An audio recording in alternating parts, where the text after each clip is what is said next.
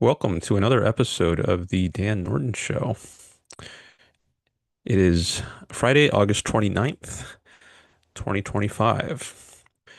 This is a show on which I promote Ayn Rand's philosophy of objectivism, a philosophy of reason, egoism, and capitalism, and much more. As you can see in the background, I've got many concepts, atheism, free will, objectivity, logic, independence, etc. So there's a lot to Ayn Rand's philosophy, and I'm open to discussing any of it. And I invite you all to participate. You can participate in the chat or by calling in. There's a phone link pinned in the chat. I'm going to pin it in a second here. And if you want to join the discussion by calling in, I invite you to do that. Okay, I just pinned the call-in information in the chat. All right, so this is a earlier than usual time. Might be the earliest I've streamed, 11 a.m. Pacific time. So maybe I will get some new people today. We'll see. You can also just say hello in the chat. Oh, I see we got our first chat from Holden Mitrione. He says, I joined. Thanks, appreciate it. You mean you joined the chat? So I saw Holden, he left a comment on my last video, or maybe the my last live stream a few days ago. I was discussing a interaction I had with a communist streamer. I was in her chat. Straighterade is the name of the communist streamer. And I spent, I think, almost 2 hours discussing my interaction with her. And Holden was here for that discussion, I think. And he left a comment. And I see, oh, he says he's joined the Zoom meeting. That's what he means. Okay. All right. I see you have entered the waiting room. Great. Let me just I'll get to you in a minute, but let me just make sure there's nothing else that I wanted to cover at the top of the show before getting into more interactions. Uh, okay.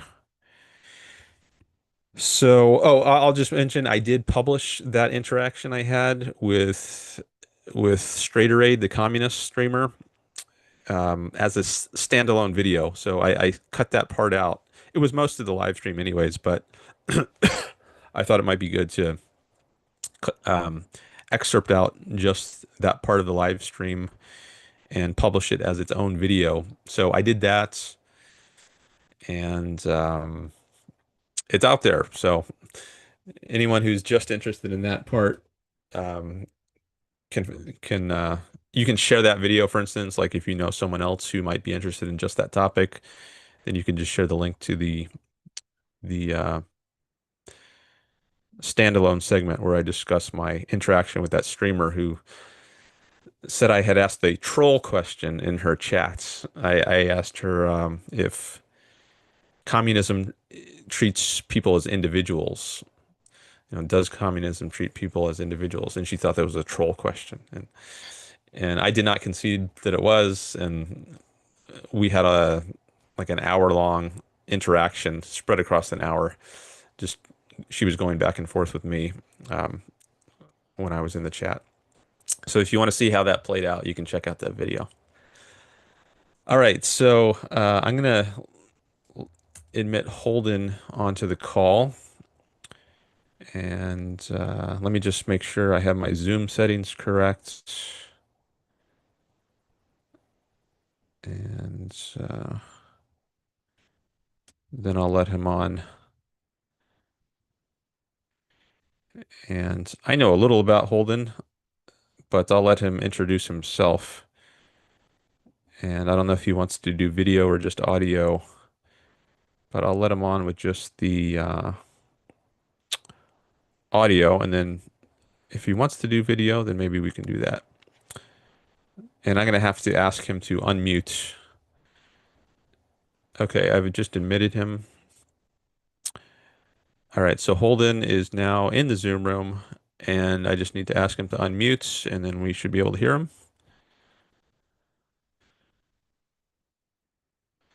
Hello. Hey, sorry. Just give me 1 second. Sure. Take your time.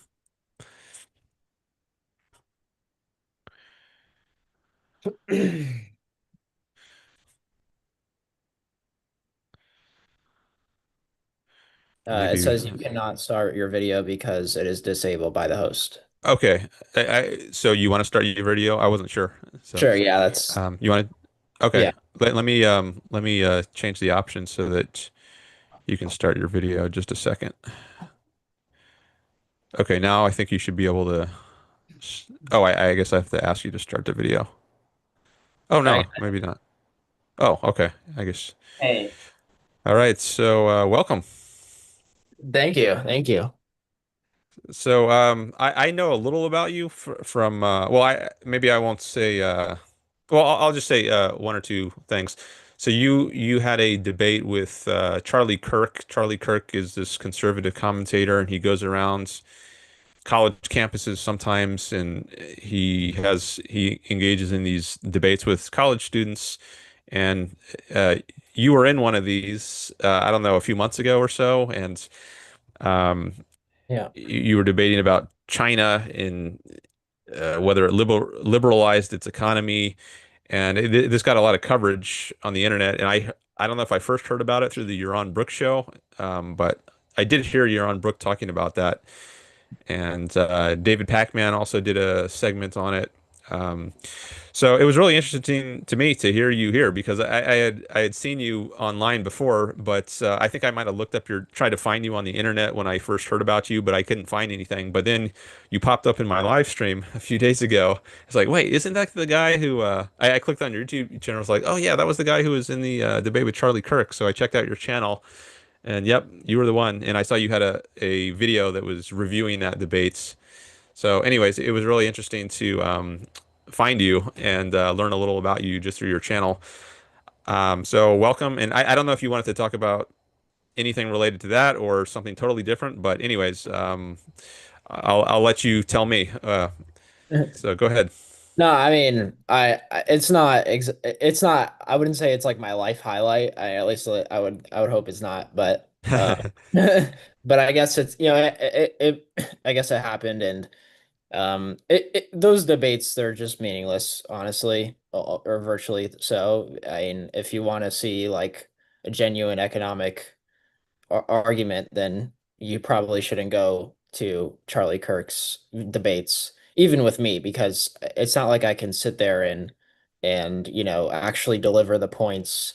You're gonna have to go and read stuff if you want to learn about that and why tariffs are not good for capital accumulation. Then you could read my writing on tariffs, and there's plenty of other good authors on that.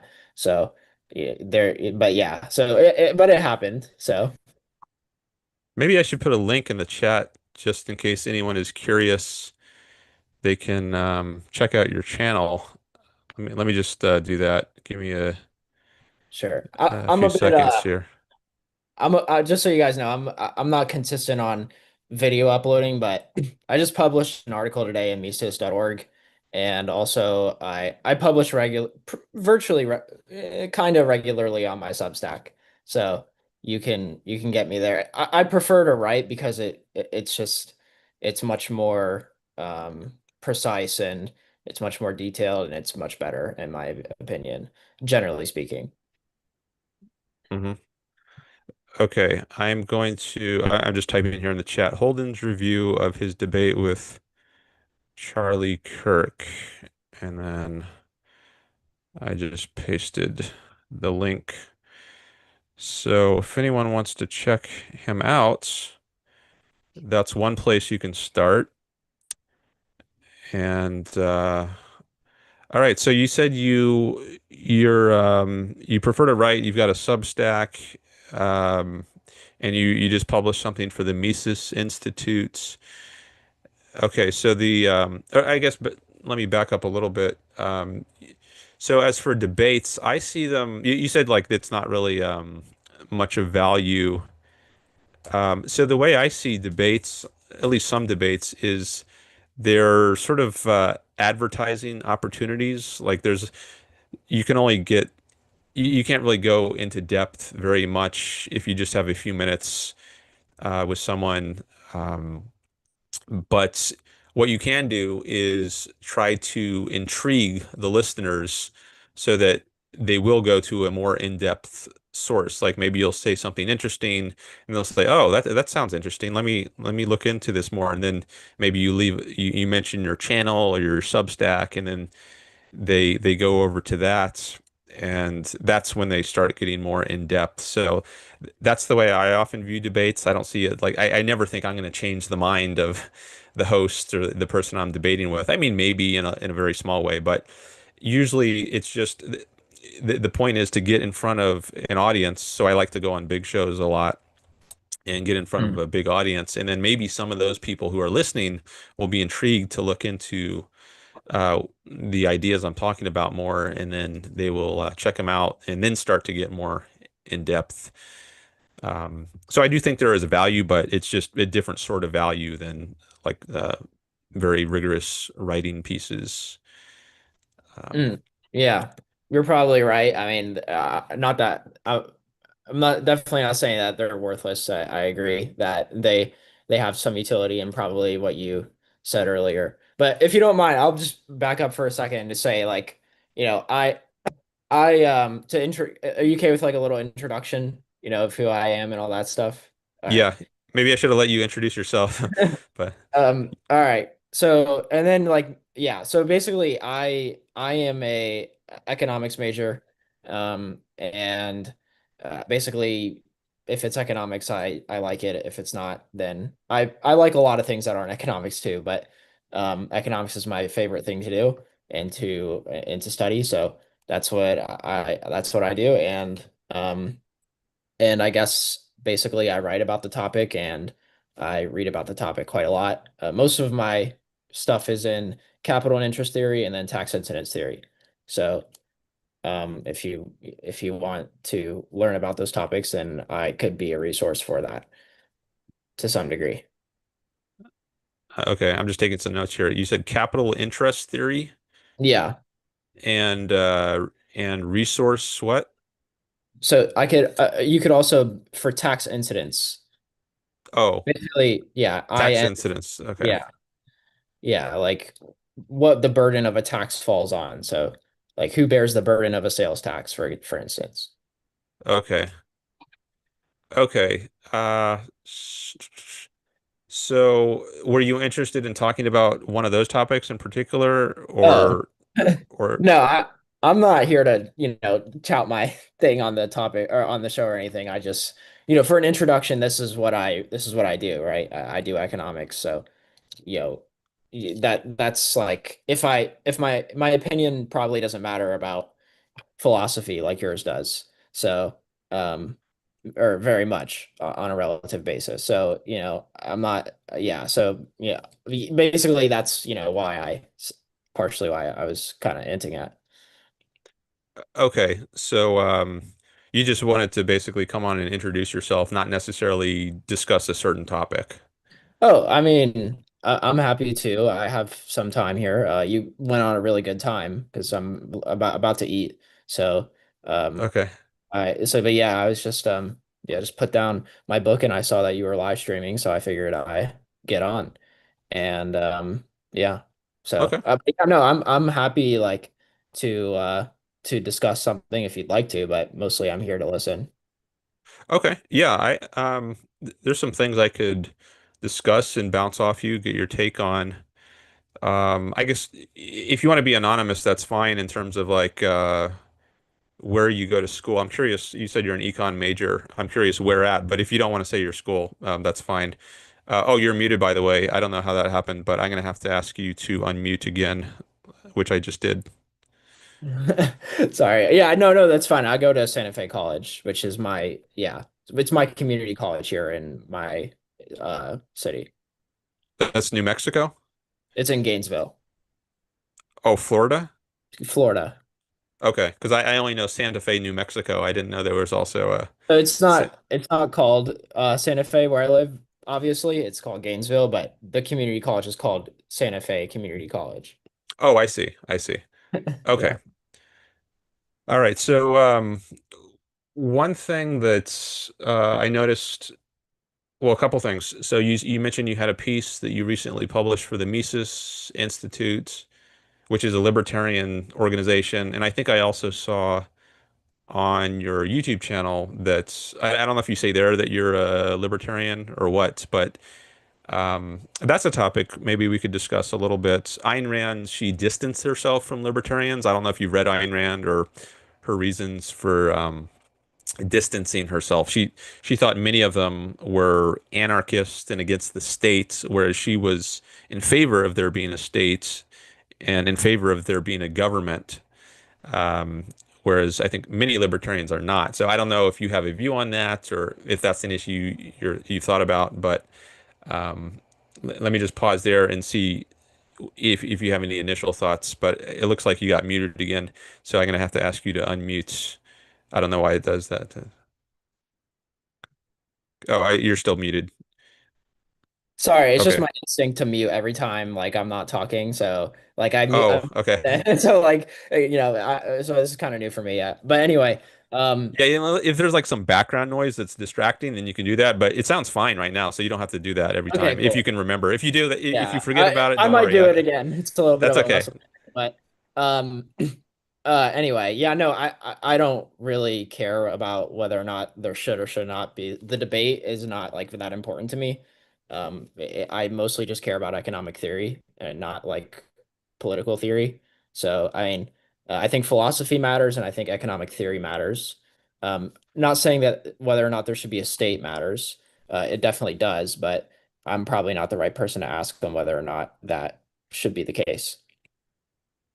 Okay, so you don't really have a view, or maybe you have a view, but it's just not something you want to argue as to whether Yeah, there should. I have a view. I mean, I think the state should exist, but I don't have like a strong, um, you know, like I'm not gonna sit here and go to, like trying to argue with an anarchist on why. I mean, I've read Rothbard, I've read all the arguments for why the state should not exist, and I'm not convinced. But I don't really, Mhm. I don't have a strong opinion. It's not what I focus on. I just focus more on theory. Okay, yeah, I am. I guess it is a bit more what I focus on in terms of the like economics. I don't talk about much, um, or at least probably not in the way that you're used to thinking about it. But maybe this is a good opportunity to start thinking some about that. But I guess a little more to the focus of my channel would be the political philosophy issues. So I am interested in exploring that at least a little bit. So one thing that occurred to me is that there within the libertarian movement, I don't know if you're aware of this, but there are different factions. Like there's the Mises Institute faction, and then there's the Cato Institute. And I think the Cato Institute is um, more open to the idea that a government is good, whereas I think the Rothbard and Rothbard, I believe, is the one who started the Mises Institute. He's more on the anarcho, well, they call it anarcho-capitalism side. And I know you're on Brook. Have you ever heard? Oh, I gotta you muted yourself again. That's okay. I'm gonna ask you to unmute. I was just gonna ask if you've ever listened to your on Brook show. Yeah, yeah. I listen to probably two podcasts whenever I am like, driving or whatever or doing something where it makes sense. It's you're on Brooke and Tyler Cohen's shows mostly. And then Okay, sometimes I'll listen to Michael Leibowitz if I have time. So those, okay. before bed or something, I'll turn on some Michael Leibowitz. But those are the three that I listen to, like once a month. You could probably say there's a good chance I've listened to one of those three podcasts. Yeah, I just mentioned you're on. I just yeah, I'll ask you to unmute right now. But so I mentioned you're on because he's talked about on his show. I think a few times at least, that the Mises Institute is a force for the bad. Like I think they're very hostile to Ayn Rand. I think um, so. That's just something to consider. Like you said, you published a piece for the Mises Institute, and if it turns, I mean, if you think about this issue and you decide that you are definitely on the pro-state side, not pro-statism, but just there should be a state or there should be a government, then it's something you might want to think about. Like, should I affiliate with this organization if they're anti-states? And I don't want to like force some view down your Sure, throat. sure. I can't do that, but it's just something you might want to consider. Whether maybe you would also want to look into the Cato Institute. I don't know if they have a publication outlet that maybe you could also consider. But that was just one thought I had. Yeah, no, the way I view it, I don't really, to be honest, at this point, like, and I might change my mind later. I'm kind of open to changing my mind on this, but, um, I don't have like any. If you're an anarchist, I'm not. It's not like I'm gonna disassociate with you or something. I just care about like, is your theory correct? Like, so is your economic theory sound? Like, do you care about the truth about like what is true in this world? And if you do, and your work is really good, then that's what I care about. If you happen to be an anarchist or whatever you think the government should do, that's not really I don't know what Baum-Bauwerk thought about the government really. But I thought he was a great economist. So he could have been an anarchist as far as I know. Um, maybe someone listening to this knows what Von Bauwerk's political views were, but I don't know, and I don't really care. I just care about like what is the quality of the content you're putting out and how sound is your theory. So Von Bauwerk was very good on both of those things, that those criteria. So I mean, but yeah, no, I mean, what you're saying is, foreign policy wise, definitely, that's an issue that's an issue I definitely would, yeah, that's another issue, and one that I would definitely have a contrarian view of whenever it comes to. That's definitely more sympathetic to you guys on, with the objectivist side of Israel and Ukraine and all that. But that's like besides the point. It's not what I really focus on very much. Okay. So I'm curious about. All right, that's okay. Um, Gosh. the we'll see if we can get it by the end of the time before Yeah, we'll the see. Yeah, I'm start. As soon as I do it now, I'm catching myself. So. yeah. That's all right. We're gonna get better at the muting. Um, so oh yeah. So I'm curious about if you read Ayn Rand for one thing, and if so, like what have you read? Oh yeah, so I've just been reading economic theory. But today I actually earlier today I ordered Introduction to Objectivist Epistemology. So I'll read that tomorrow and see how it goes. Um Okay. so yeah, that's how but yeah, no, I haven't like gone deep into Ayn Rand. I basically have been reading like very, very intensely on capital and interest theory for the past 4 or 5 months now. Basically, like this is the book that I was just reading before I got in here, A Modern Guide to Austrian Economics. Hmm. And then the book I read before that, I reread Human Action. I reread Man, Economy, and State. Also, here's the Pure Theory. So basically, just like a bunch of a bunch of economic theory. Like that's what but I, yeah, but now I'm like, all right, I have this ethics class that I'm taking right now. So I figure, all right, well, this is a good time to, see Ayn Rand's ideas. So tomorrow I'll read Introduction to Objective Epistemology and we'll see how it goes. Okay, so that'll be the first thing you read by Ayn Rand. And so, I mean, how did you get into you said you've been listening to Yaron Brook for some time, and he's promoting Ayn Rand like I am. So, how did you come across Yaron Brook show? I don't know. Like, I think it was a video of him, maybe. I think that's actually, it was a video of him talking about Candace Owens and how she was just this insane, like, human being. And I was like, oh, this is actually like a really good analysis. And I thought it was funny too. I was like, all right, let's see what this guy's about. And then Ayn Rand came up, and I honestly was not very familiar with her. I mean, I've heard of her, like Rothbard, attacked her in For a New Liberty, basically. And I basically I was aware of her existence, but I guess I didn't like know of her very well. And um and then Euron Brook show was like, oh, this is like really good for I think Euron does a really good job of giving analysis to situations, so it's good. And also and I loved how rational he was. He cared about the truth. I thought. So that's what he cared about, what was true and what was factual, and not what like some fantasy was. So that's what kind of drew me to him. And then I guess um it's because of Euron ultimately why I just ordered that book, and I'll read it tomorrow, and I'll tell you my thoughts too whenever you stream Okay. again.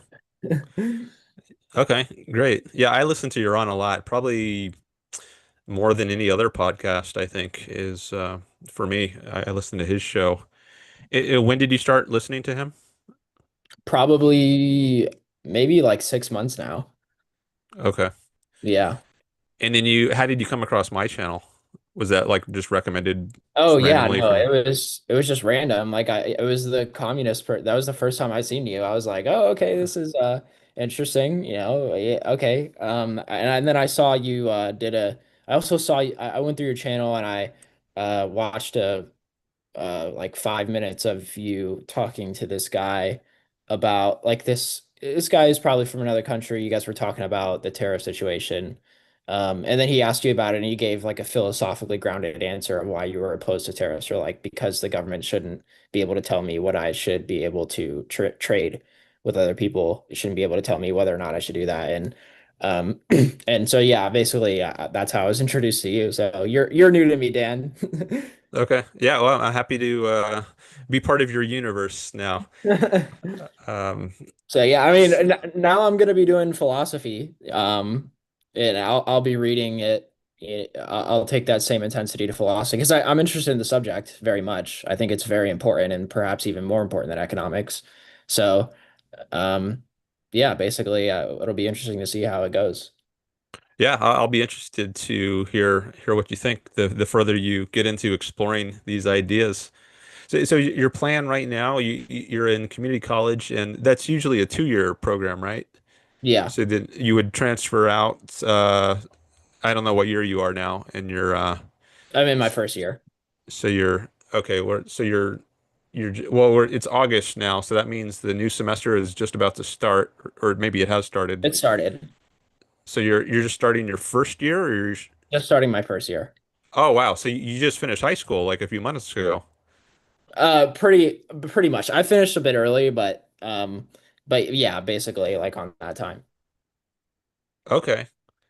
Yeah, Um, Interesting. Yeah, that's actually right when I started reading Ayn Rand myself. It was right after I really. graduated high school. Yeah, decades ago. And I also started with nonfiction. I didn't start with Introduction to Objectivist Epistemology, which you ordered, but I started with Philosophy Who Needs It, uh, which I think is a great introduction to philosophy in general. It's not written for a an objectivist audience. It was actually delivered as a speech Ayn Rand gave to the West Point class, the graduating class of 1974, and she was just Oh, introducing really? them to the importance of philosophy. Yeah, this is actually available free online. This particular essay. So there's a whole collection of essays called "Philosophy Who Needs It," named after the title essay. Um, but the title essay is available free online, so Okay, I well, yeah, highly if recommend that. you can send it. Should I read it before that? Because I have the weekend to read, so I could read a couple books. Yeah, I mean, this is just like, I don't know, 10, 15 pages essay. You could read it in an hour or two. Oh, okay, Um, cool. All right, well, I'll read You can that. even hear the original speech. It's if you go to the website of the Ayn Rand Institute, they have the audio of her actually delivering the speech. But you can also read it just text. Maybe I'll let me put a link to that in the Please. chats. Make it a little easier. Philosophy, who needs it? Yeah. Okay, here we go. So what do you think I should start with that? Like the one I read, like I'll read that today and then tomorrow I'll read that and then like do you think that's a good order or Yeah, I would recommend starting with Philosophy Who Needs It. And I mean, Introduction to Objectivist Epistemology is one of Rand's more advanced works. I think it's definitely more difficult to digest. It's very dense. It's just so rich with insights. Mhm. This one I think is more accessible as just like an introduction to her views. I just put it in the chat, and she doesn't talk about objectivism explicitly. It's not meant, and she says this in the article that she's not giving her own ideas, her own philosophy. She's just introducing people to the subject of philosophy as such.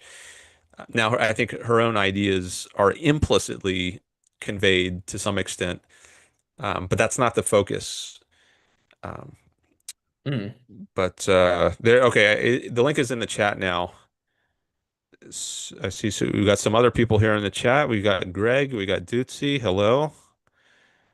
Um, So do you think like it's I'll probably it, I guess like is it you think it's still okay though even though it's gonna be like I'm gonna have to like like really slow down a little bit and oh, you mean ITOE, Introduction to Objectivist yeah Epistemology?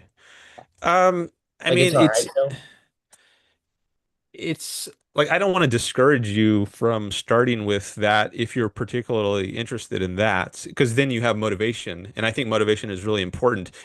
I'm curious, like, why did you decide to start with that book? oh I'm interested in I guess like how we know things are true and like I'm just interested in knowledge so uh I guess like I was like all right well this is like a good way to start I guess maybe I Okay. You're interested in how we know things. Well, I can tell you a little about the book, and then maybe that'll give you a better sense of whether it has in mind the sort of things you're expecting. I don't know what kind of sure. expectations you have, but there's a certain issue called the problem of universals, which have you ever heard of that before? No. Okay. So this is an issue in philosophy that goes back millennia to Plato and Socrates, and they wrestled with this issue of um, what is it that is in common between all the things that we refer to by a given term, like the term man or human being. That refers to me, it refers to you, it refers to, billions of people. But we all have these differences. Like you have darker hair than I do, and we live in different places. We have different heights, different weights, different ages. So there's all these differences, yet we use the same term, man, in a generic sense, to refer to both of us. Now, what justifies us in doing that? Given all these differences, why do we use the same term? So the Greeks were looking for what's called the one in the many. What is the one thing that unites these many disparate things that justifies our using one and the same label to refer to them all?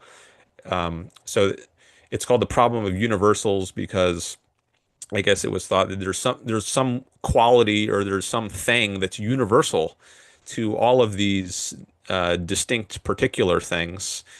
And the challenge is to say what that one thing is. And some philosophers they give up on it and say actually there isn't anything in common. So the only thing in common is the name. We just use this word man to apply to all these disparate, discrete things, and they're called nominalists after the Latin term nomen for name. The only thing in common is the name, but if you're just considering the things themselves, there is nothing in common. So Mm, claim, some people.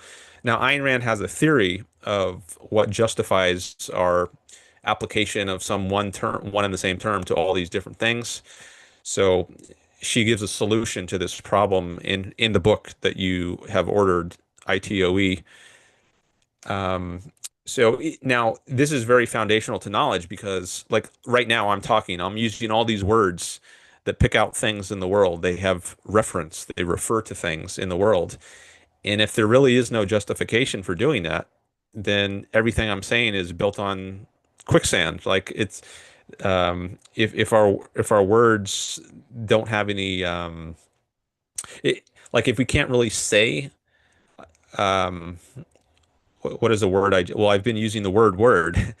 Uh, what does the word refer to? I mean, there's different types of words. Types of, I use the preposition. There's adjectives, adverbs, but the the goal of the book, uh, ITOE, which I'll use for short, Introduction to Objectivist Epistemology. The goal is to tie our concepts to concretes in the world. By concretes, I mean particular individual things. Like you're a concrete person. I'm a concrete person. Aristotle's a concrete person. But but we have this abstract term, man, to refer to all of these concretes. So, and this is a superpower that human beings uniquely have. Animals, they don't have language, they don't have concepts, but humans have this conceptual faculty. Instead of calling these universals, which is what they were called in the ancient Greek world, um, later philosophers have called them concepts. Ayn Rand calls them concepts. But there's a contrast between the level of abstractions, that's another term for concepts, and the level of concretes. So the goal of the book is to tie those two levels together to show how it is that um, concepts or abstractions are related to the concrete particular things in the world. And that grounds the concepts. It justifies them in a way. Like otherwise, your concepts, your abstractions, they're just floating. Ayn Rand sometimes uses the term floating abstraction to denote a term which is not really tied in your mind to concretes in reality. Like this happens, I think, a lot when students are learning some topic. Like you were throwing out some economic terms before, like capital interest theory or something. And now me, I'm not an economist, so in my mind, some of these terms are a little floaty or hazy. I can't connect them in my mind to concrete things in reality the way you can, because you've been studying this for a long time and you're very familiar with it. But in my mind, I have a kind of vague, woozy notion of what capital interest theory might be. So in my mind, that would be a floating abstraction, and I can't really speak in those terms. But to use those terms intelligibly, I would have to study it and get examples of what exactly it means, capital interest theory. What does capital mean? What does interest mean? And then think about that a lot. Um, but you might hold the view that it's impossible to do that with any concept, to tie it to concretes. Uh, I guess that would be maybe a nominalist view. So, anyways, your whole edifice of knowledge collapses if there is no connection between the abstract level and the level of concretes. And so Ayn Rand gives a theory of how it is that how it is that concepts are tied to concretes, and that's what that book is about. So I've been going on for a while. I think I should just pause there and see what you think about all that, or if you have any immediate reaction. I don't know if that's what you were expecting from the book, or if that seems like totally alien to what you were expecting, but uh, go Oh ahead. no, I mean, I don't really have like any expectations really per se. Like I guess like I'm just interested to like learn about the subject. I guess that's kind of how I'm going into it. And what you talked about, I mean, it seems interesting. So you could go on. I mean, Okay. Well, what you could do, you could read the preface, which is maybe about 4 pages, and that she lays out there what the book is about, and maybe you could read a little bit of it, maybe read the first chapter, and then you'll have a better idea. Do I want to go deeper into this? It's 8 chapters long, and there's a very long appendix probably in the version you got. So originally it was published in the Objectivist magazine in 1966 and 67, I believe. And then later it was excerpted out and made its own little book. Um, the chapters are fairly short, but they're very dense. It's kind of Okay, so like Aristotle in that you're way. talking about introduction to objective epistemology? Yeah, okay, got Yeah, it. it was originally it was a series of eight articles in her magazine, The Objectivist, and Huh. then it was excerpted out and just printed as its own book. And then some decades later, a very long appendix was added to the book based on some workshops that Ayn Rand held with some professors and graduate students who had, it was an opportunity for them to ask questions about her theory. And in 1990, I believe these series of workshops, I think they had met with Ayn Rand. I don't know if it was at her home or in a hotel or something. But so it was oral originally, but then it was converted, it was edited to make it more suitable to a write or written format.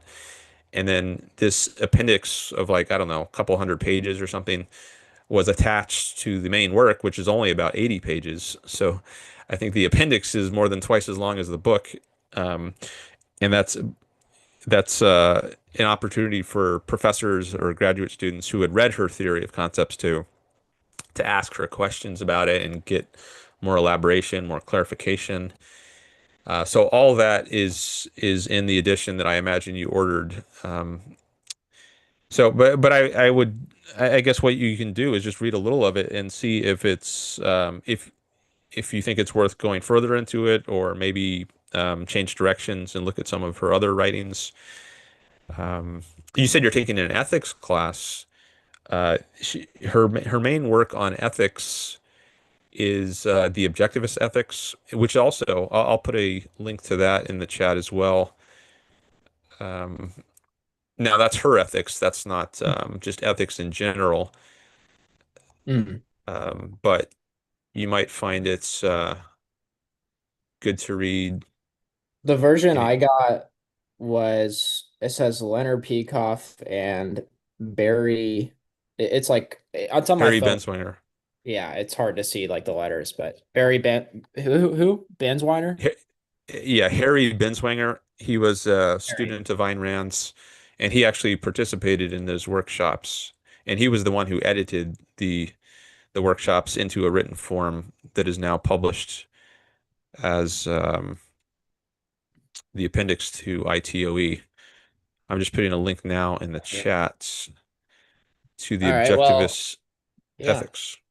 Well, we'll have a lot to talk about next time. Yeah, definitely. Do you need to go now, or do you want to stick Oh, around I don't for? have to go right this second. Oh, okay. I didn't. Okay. I'm just Um, saying, like, it'll be yeah, interesting. definitely. That would give us a lot to talk about. So I just put a link in the chat to the Objectivist ethics. You might want to check that out, um, which might be useful for your ethics course. She does talk about ethics in general, like the history of ethics, some in the beginning of her article, The Objectivist Ethics, and she talks about how in history, altruism has had a monopoly on the field of ethics, and or religion. Maybe she says religion has had a monopoly on ethics, and there's been an attempt to secularize ethics in the modern world, but it's consisted of just changing the version of self-sacrifice. Like religion has said, you should sacrifice yourself for God. And then in the modern world, it's like with socialism, it's still been self-sacrifice, but now instead of sacrifice to God, it's sacrifice to the state. But it's still sacrifice. Whereas her ethics is pro-self. It's self-interested. It's the opposite of self-sacrifice. But what exactly does it mean to be self-interested? What does it mean to be selfish? That's the whole subject of her book.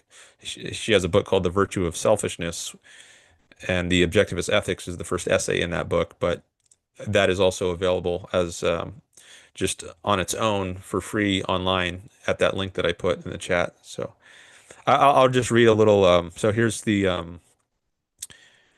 opening of the Objectivist Ethics. Well, actually, um, I don't want to spoil anything. She does reference a character in her novel Atlas Shrugged at the very beginning of the Objectivist Ethics. And one drawback, I'll tell you this, one drawback of starting with the nonfiction is that there are some plot spoilers of her fiction. Oh, really? So, yeah, I've told people before that if you can, I would recommend starting with the fiction. Now, I was very motivated to read the nonfiction. I didn't want to read through some long story to get to like the Uh, philosophy. So for me, and maybe for some other people, it's best to start with the nonfiction. But I do I don't know if I'd say I regret it, but or like I envy people who started with the fiction. But sure. I would just say like if you're kind of on the fence or indifferent as to which you start with, I would say start with the fiction because then you can have like the full dramatic experience. Nothing's going to be spoiled for you. Hmm. I mean, I guess if you've been listening to the Yaron Brooks show for 6 months, then you have some idea of what her philosophy is about, and you're not completely coming to her ideas cold, but just in terms of like knowing the basic plot, um, that will be not like I wouldn't say it's hugely spoiled if you start with the fiction, but at least a little bit. Hmm. So I guess I'm pausing and read this. I don't think I want to read this excerpt because I don't want to spoil anything. I want to give you the chance to now Yeah, if you read philosophy who needs it, I don't think that has spoilers, but I think there arguably are some spoilers if you read the Objectivist Ethics. So yeah, I'll just leave it at that. You can decide what you want to do. I mean, I want to do what you recommend. So Okay, what? well, I would recommend starting with the fiction. Now, and if you are going to do that, well, I mean, you can read. Maybe I would make an exception for philosophy who needs it. I mean, maybe even ITOE, because that doesn't have, I don't think that has plot spoilers. That's more of a technical treatise on epistemology, the theory of knowledge, or specifically the theory of concepts. There's other levels of knowledge beside the level of concepts. There's also the level of perception, which she doesn't discuss in that work. So, but anyways, yeah, if you're open to it, I would recommend the fiction first. Now, I started with Anthem. That was the first fiction book I read. That's the shortest. That you could read that in a few hours. Um, it- uh, that's yeah. So for me, I was one a concern for me was the length because I didn't know if I would be motivated to read. Like Atlas Shrugged is over 1,000 pages. Like that's a lot of Really? time. Yeah. So I wasn't ready for that level of commitment. But I thought, okay, I'll just read the smallest work, Anthem, which I can do in a few hours. And then if I'm still eager to read more, Yeah, okay, yeah. then I'll go to the next. So if that's an issue for you, like if motivation is an issue for you, then maybe start with the shortest one, Anthem, and then uh, the next longest one would be We the Living, which is probably her least known novel. It's based in Soviet Russia. It's the most autobiographical of her novels. Um, What but is it that's called? We the Living. Okay. These are all listed on. I mean, you could like go to the Wikipedia page or the Ayn Rand Yeah. Institute's website. I think the Ayn Rand Institute is a very good source for information about Ayn Rand. There's a lot of she's a very controversial figure, so I think she gets smeared a lot by her opponents. So I think there's a lot of bad sources out there, and it's really important to read Ayn Rand herself to make sure you're not getting like a straw man characterization of her ideas. But I do think the Ayn Rand Institute is a good source, and there's lots of writings by Ayn Rand herself on their website. Actually, the two links that I put in the chat are links to articles on the Ayn Rand Institute website, which has, I guess they got copy permissions to publish these. So if you find the articles elsewhere, they might not necessarily be permitted versions, but I think you can be confident the stuff on the Ayn Rand Institute is legal, not pirated. Um, it respects intellectual property. Um, Yeah, I don't have any problem with I've read plenty of books over 1,000 pages. I just Man Economy and State is over 1,000 pages, and whatnot. But I guess it's just like I have to be interested in the material. That's it. Like if I'm interested and like it keeps me going, then I'll just keep reading and reading. Like okay, basically. yeah. Well, I mean, I think all of her fiction is great. Her two bestsellers and the ones she's best known for are The Fountainhead and Atlas Shrugged, which I have on my background here. If I can, my virtual backgrounds. I wanted to at least include one of her works there. That's her magnum opus. That was the last work of fiction she did, and I think it's her greatest work. But I mean, Fountainhead is an amazing, great piece of literature as well, and I think great work of philosophy. So I think her work is unusual in the realm of fiction in how explicitly philosophical it is. I Mhm. think philosophy is kind of in the background, implicit in a lot of fiction, but for her, it actually comes to the foreground. It becomes very explicit. So, I guess if you're open to it, Fountainhead I think that's a great place to start. Atlas Shrugged I think it's more advanced. So it might be more challenging to digest. But you could multiple people have read it multiple times. I've read Atlas maybe 5 times, but it's a gold mine, and I think it's kind of inexhaustible in terms of like how much you can get from it. So um, the fact that it's more advanced doesn't necessarily mean don't start with it, but it might mean that you'll have to do multiple readings to really mine it and get everything you can out of it. Um, but that's, I mean, I think that's also true with the Fountainhead, but I think it's like true to a greater extent with Atlas Shrugged, and this also applies to the nonfiction, like Introduction to Objectivist Epistemology. You could read multiple times, and it's just so dense that you can't absorb all the wisdom there is to get from it on one read through it. So I guess I would just say like choose whatever fiction strikes you the most or strikes you as most interesting to start with. Um, Okay. So the yeah, fiction novels are Anthem, Atlas Shrugged, and The Fountainhead, yeah, and We the Living that and is We the the Living. yeah, And those are her. that's her like yeah, like you said, kind of like the closest to an autobiography that she has.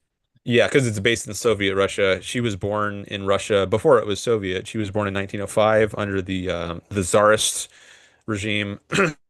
um, Alexander the Second, or no, the Nicholas the Second. I think he was the Tsar at the time. And then there was the Russian Revolution, which overthrew the Tsar and established the communist regime in 1917. And she lived through all that. I Hmm. think she lived very close to St. Petersburg Square, I believe, where where the where the Russian Revolution broke out. And her father, he was a pharmacist, and the communists took over his pharmacy, Oh and they God. became poor.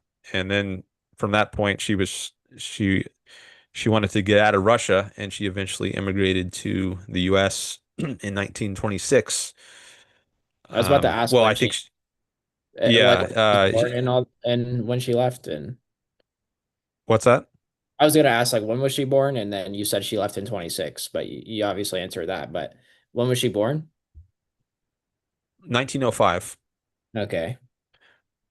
Yeah. And then so she She was was 21 yeah. when she left, and she left to come study film, I believe.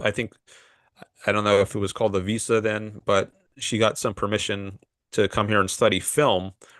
So she went to Hollywood, but I don't think she ever had an intention to go back to Russia. It was, I think she intended once she got here, even though it's like a temporary visa, um, she intended to find some way to stay, and she never went back after she moved here. She got married a few years later when she moved here, to Mm. an American, and then I guess she had citizenship, or at least legal permanent residence after that point. Um, Never went back. So yeah, that's the most autobiographical, but also least well known of her novels. That was came out in 1936. That was her first published novel. Anthem, I think, came out a couple years later. Mm. In England at first. I think it wasn't until some years later that it was published in the US.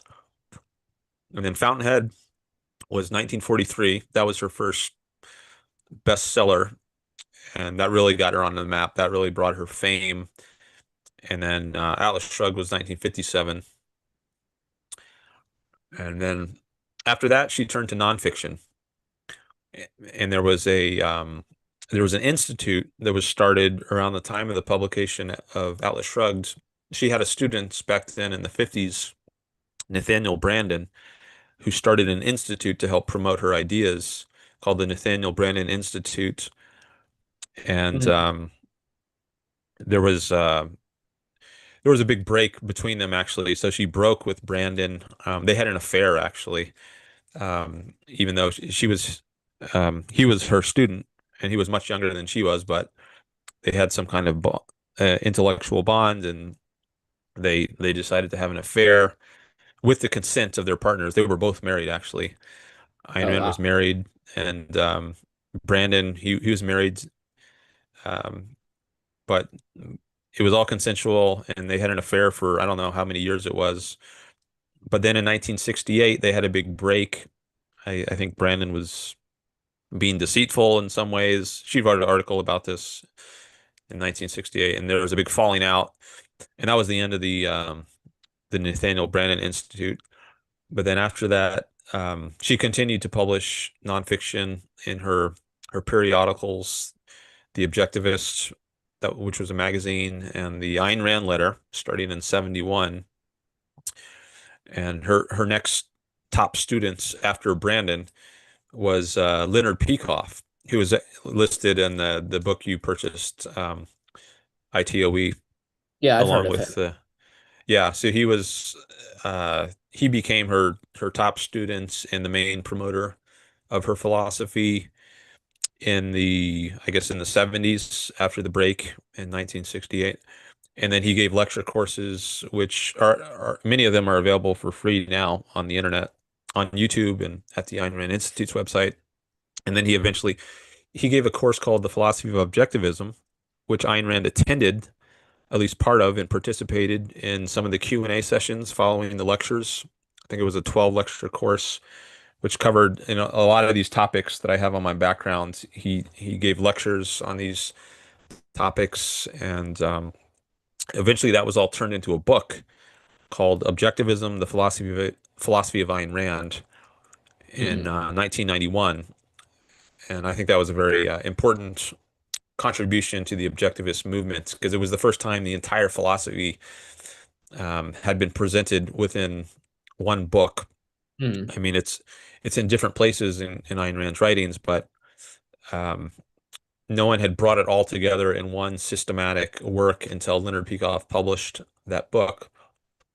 So I think that's a great resource for learning about Ayn Rand's philosophy.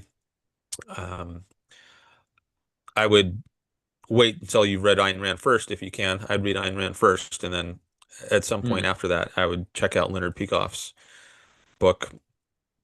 Okay. And there's also been I mentioned the Ayn Rand Institute. So that was founded by Leonard Peikoff in 1985. Mm. Ed Snyder, he was also involved in the founding. He was a businessman.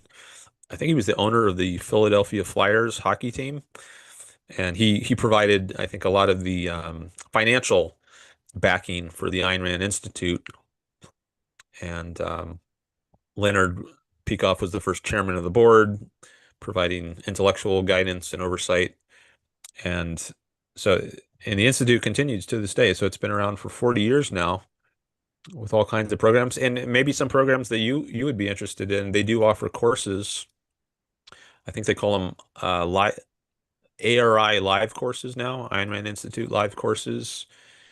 I don't know if maybe they've shifted branding recently. They used to call it Ayn Rand University, but you can take courses there and you can get scholarships. They're advertised for a fee, like hundreds of dollars, but if you're a student, you can apply for a scholarship, and I think they do give out a lot of scholarships. So you might be interested in that because the instructors they have there, I think they're very experienced in objectivism. Hmm. Um, so there's that institute, which I was part of their academic program some years ago. When I was in it, it wasn't called Ayn Rand University. It was called the Objectivist Academic Center. And I went through, they had a 4-year undergraduate program, which I did. And then they also had some graduate offerings, which I did. And then uh, I eventually started a YouTube channel. Um, so, but anyways, there's a little overview of the history of objectivism and Ayn Rand. Let me check out the chat, see what's going on in there. Sure. Oh, we got evolutionary capitalism here. Been a few shows since I've seen him. Wade is here. Hi, Wade. Florida Nick, hello. Oh, he says We the Living is great and has a movie too. Yeah, I think Ayn Rand actually saw that one. So there are movies of some of her novels, and I think We the Living is maybe the best of them. I've seen the Fountainhead movie. I enjoyed. Um, the Atlas Shrugged movie, I did not like as much. I had a somewhat negative view of that, and I think many people did. I think it's widely thought that the We the Living movie is the best movie version of Ayn Rand's novels, and Atlas Shrugged is probably the worst. Um, and yeah, I don't. There's also, this is reminding me of another point. There are splits in the objectivist movement. Like like I mentioned, there was this break with Nathaniel Branden. There was also a break with a guy named David Kelly, who eventually went off and he was part of the Ayn Rand Institute or affiliated with them, and then he went off and started his own institute, which its name has changed over the years, but I think it's now called the Atlas Sphere or the Atlas Society. And I think many people would say that he's like Yaron Brook would say he's kind of engaged in a sort of fraud by presenting ideas under the name objectivism, which aren't really Ayn Rand's. Um, I don't Hmm. know how much I want to go into the whole dispute there, but there's schisms in the objectivist world, and some will call others pseudo-objectivists. They're not real objectivists. Yeah. So the deeper you get into this, you'll probably learn about some of these schisms. And I'll just I I'll just read the stuff, I guess, and we'll see how it goes. Like, yeah, yeah. it's best to just read Ayn Rand herself Yeah. for starters. We'll I just just see thought what. about these factions in the objectivist movement because I think the people who made that Atlas Shrugged movie, I think some of the leading people, like giving advice for the director or the script, I think they might have been affiliated with the David Kelly wing of the movement, and maybe that explains some of why. 'Cause I don't really like that side of the movement, um, and I didn't like the movies, so maybe it's not a coincidence. But anyways, I don't want to get too deep into those weeds, but yeah, I think Ayn Rand is definitely great to start with. Very All good. right. Yeah, well, I'm glad that I will have you to talk about it too. Whenever next time you go live, I'll talk about my experience and what I think about it. Yeah, I If I look can forward. make it, if I can make it, I'll try my best. It depends on like when you stream though. Yeah, Yeah, we'll meet sometime. yeah. I can. I don't have a regular streaming time. I used to have a very regular streaming time, like every Wednesday and Saturday at 1 p.m. Pacific. But more re in the last couple months, I've been changing it up a lot and doing it like every 3 or 4 days, and the time has varied. But we could also arrange a time, like if you ever wanted to email me or you could leave a comment on my video. There's many ways to get in touch with me. You could say Yeah, like this is if a you do you have your email, like you could just send it to me and I'll do that. yeah, well, it's on my YouTube channel, but I can also just say it now. It's the selfishness project at Okay, gmail.com. Maybe I should put that in the yeah, I'll type that into chat too. Um, cool. yeah, then we can arrange a time if you don't just happen to find a good time when I'm streaming. Very good. Yeah, well, I'm excited for that. Um, very much. Definitely this is going way out of my expertise, what I'm Um, familiar with. yeah, great. Well, yeah, that's what I'm here for. 'Cause I'm here to introduce people who are not familiar with Ayn Rand to her ideas. I mean, I'm also open to talking with people who are familiar with her ideas. So my my audience is I think of it as a mixture. So like anyone interested in Ayn Rand, whether you're totally new to her philosophy or you've been studying it for a long time and you want to have a more in-depth conversation, I'm open to all of that. So you're very much part of my target audience. So yeah, glad Very you could be good. here, and I look forward to being able to discuss things further. Yeah, I guess like part of it was like, I mean, I whenever I first heard you're on book two and I went on his videos, like most of the like the objectivists like actually had an idea of economics theory to some degree, and I was like very much like foreign to me.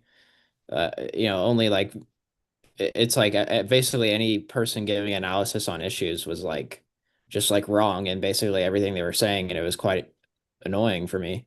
So um basically Euron was like a breath of fresh air whenever he was much better on that sort of stuff. So objectivists, they stand for capitalism, and so I mean that was it's interesting because you guys have a much more philosophical view of it than like I'm used to, right? Like I if yeah, it's and I think I honestly think that that's great because in my writing, for example, and I know I'm kind of like going on a random tangent, but I guess like in my writing I know I don't make value judgments. Like I don't say the government should do XYZ or this is good, this is bad, or price control is bad or whatever. I just like say what are the consequences of XYZ. And like I could, through economic theory I could explain to you what's going to happen. But basically I don't have a philosophical underpinning for saying why this is bad, and you could do that with philosophy, but you can't do it with economics in itself. You have to combine ethics with economics for you to say this is good or this is bad. Because like a lot of people will say income inequality is bad or something, and but and people just take that as like an assumption that they make. Oh yeah, income inequality is bad, but like, well, is it really like? Is it really a bad thing? And philosophy can tell you whether or not that's bad. Economics would just tell you that it exists and why it exists. But yeah. Hmm. Yeah, there's so I think one of the points Ayn Rand makes is she focuses a lot on the morality of capitalism, um, and leaves it to the economists to focus on the economics of capitalism. And I think on her view, the reason capitalism was failing, and like you see in the 20th century, the growth of the government. So like in the 19th century, I think that's like the late 19th century United States is when capitalism was arguably at its heyday. You had the least amount of taxation and regulations by the government. But then starting in the 20th century, you had the government increasingly interfering in people's lives. So you had the New Deal with Franklin Roosevelt and the start of the Social Security program, and you had the Federal Reserve started in what was it 1913 or 16, You're something right. like It was that. 1915. So you have this institution which can now create fiat currency and manipulate the interest rates. You had the Income Tax Amendment, 16th Amendment. I think that was 1913, which started. Yeah, you're right. It was 1913. And They then you first did had, after they actually did it in the Civil War first, but then they yeah, there was, it, and then they yeah, reintroduced. temporarily during the Yeah, Civil War. And it also during the 19th century, there was the central banking. So there was the first Bank of the United States. Maybe that was yeah, even in the late 18th century. And then the yeah. It second was. Yeah, second Bank of the United States, and then there was greenbacks during the Civil yeah, War, and there was subsidies for railroads, which yep. that's not a free market. That's the government giving special favors to certain businesses. So even the 19th century was Right. not pure free market capitalism, and I think Ayn Rand even calls it a mixed economy in one of her articles in the Oh yeah, 19th century. yeah. Far from Um, capitalism. We've never been there. yeah, and in the 20th century, I think it's the government has even grown more. And so there was, I mentioned the New Deal under FDR, and then there was the Great Society under Lyndon Johnson, um, and then further growth of Social Security under, I think, George W. Bush. He added, it was like Medicare Part D, I think, for prescription drugs. So there was an expansion of these government programs, and Yep. Obamacare, I think, expanded Medicare even more, or Medicaid. So w why is it the government has been growing um, despite the successes of free market capitalism? Well, the reason I think that one of the main reasons Ayn Rand points out is the morality of the nation of the world, really, but Um, the reason capitalism has not taken hold is because people are in the grips of this altruist morality, which has been around for millennia. It's had a religious form in Christianity. Jesus is held up as a moral ideal, someone who sacrifices himself for the sake of others. Mother Teresa is often mentioned as a like a moral saint for living a life of self-sacrifice and But even apart from religion, as I mentioned before, morality of altruism or self-sacrifice has been secularized. So under socialism, you're no longer like I think a lot of them socialists are atheists, like in Soviet Russia. You're no longer sacrificing for God, but now you're sacrificing for the state. Your duty is to live for Mhm. the state. And under communism, I was talking to a communist on the last stream. Um, the highest value is the collective, not the individual. It's a Right. collectivist philosophy, and it's not geared towards the needs of an individual. It's towards the needs of a collective. And you're just a cog in the machine. You're just a cell in the body of the collective organism. And if it's best for the collective organism to sacrifice a particular cell, which is all you are, on a collectivist view, you're just a cell in the body, then so be it, right? Your Mhm. life is not the most important thing. What matters is the group, the nation, the collective, the society. Um, so if you have this kind of anti-individualist view, then you will be um, led logically to adopt a philosophy that doesn't uphold the rights of the individual. So your property can be sacrificed. You have no property rights. So the socialists they believe in the abolition of private property. Um, but then that's anti-capitalist, right? If Yeah. a capitalist society is one in which you do have a right to What you earn or what someone voluntarily gives you, even if you didn't earn it, you can get an inheritance or something. Um, and there's the profit motive in capitalism. So you're motivated to be productive because you can be rewarded as a result. You're a businessman and you produce some great products. Um, like Apple produces the iPhone, and billions of people love this product and they're willing to pay lots of money for it. And then Steve Jobs, the CEO of Apple, he becomes a billionaire. Um, Now, in a socialist system, um, you don't get those profits, right? So if the government decides, well, th those that vast wealthy fortune that you've got would be better spent on serving the poor or the needy or something, we can now there's a justification for taking it away from the rich people and giving it to other people. Um, because what matters is not the individual, not his rights to what he earns, but the collective as a whole. Now, ultimately, I don't think there's a conflict. I think the best society is one in which the individual's rights are respected and he has the rights to property, life, liberty, the pursuit of happiness. Um, but if you have a collectivist sort of view, then I think what often happens, maybe what always happens, is that individuals' rights are sacrificed and the profit motive goes out the window, and then poverty ensues, and you have a collapsing society.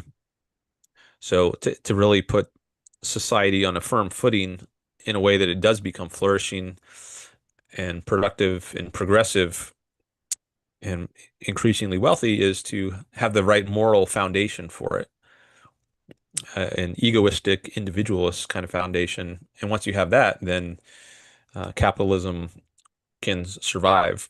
But since we haven't had that sort of egoistic morality, capitalism has increasingly been eroded over the centuries.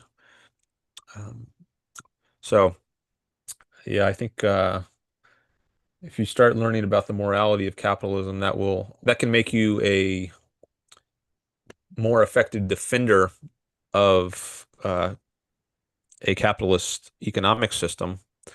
I think there have been some good economists like Milton Friedman and Hayek. I think he was the another one, free market economist, but they haven't had a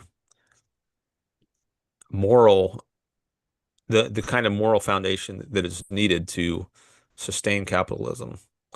So until we get Yeah. that, I think that we're going to continue going in a bad direction. Um, Yeah, I mean Hayek is my favorite economist. I learned so much from Hayek. But yeah, I mean he's I'd say like I guess the thing is I guess oh for I think I don't for me I guess this is like I guess more me. I don't really care about convincing people of capitalism, but it's important to like I don't really care about convincing people of I just care about being correct, honestly. But I do uh I do think you're right that if you want to convince people, like if it was your goal to convince people, then you definitely have to have the morality.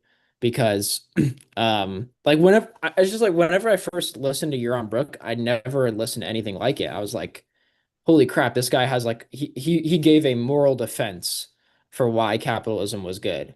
And I just haven't heard of that. Like I could see like a lot of milk toast defenses of capitalism like all over the place. And it was like Euron was like had this passionate, like philosophically grounded reason for why capitalism is the only moral system.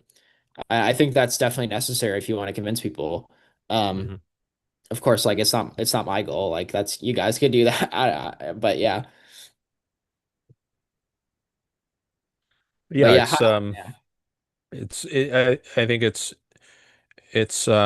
I mean part of the philosophy is being an egoist, so you have to do what's best for you. So if you are most happy just focusing on s- economic questions and like what is economically correct, then I think it's fine to do that.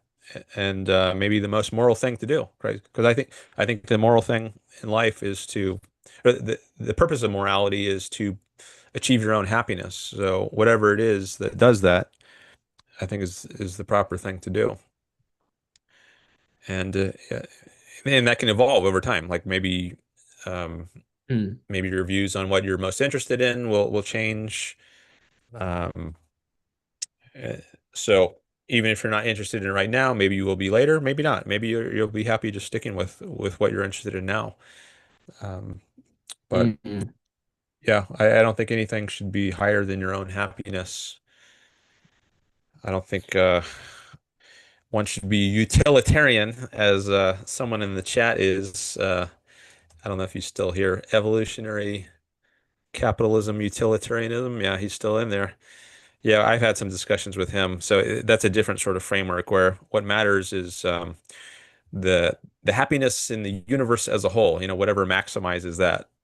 The greatest good for the greatest number. That's the slogan for utilitarianism. But I think what matters is what makes you as an individual the happiest person. That's what you should do. He just said in the chat he's not one of those utilitarians.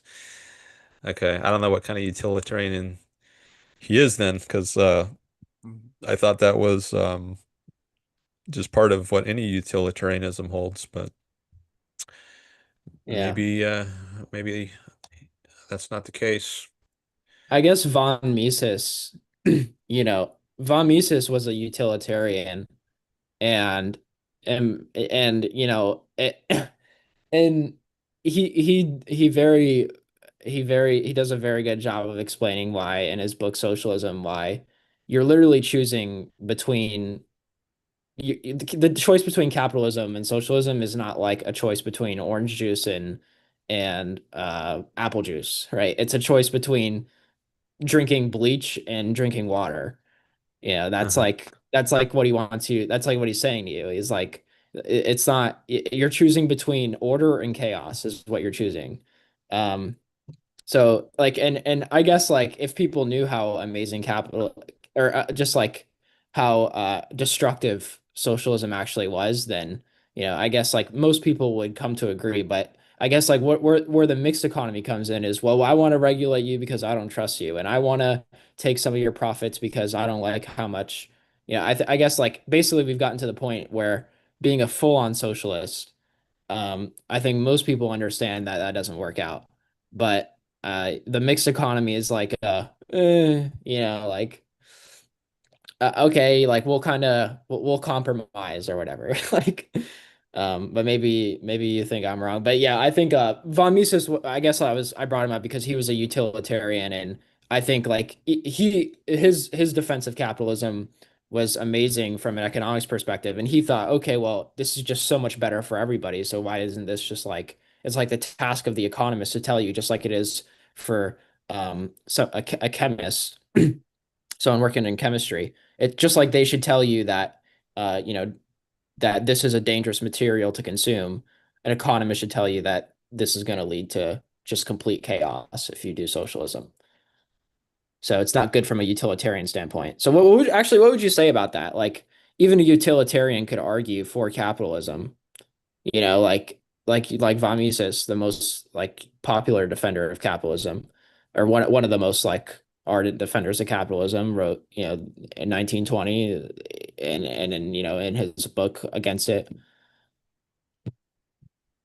Yeah, I think John Stuart Mill was a He was a utilitarian, utilitarian. at Yeah. least for much of his career, but I did hear that he ended his life as a socialist, which I think is less well known.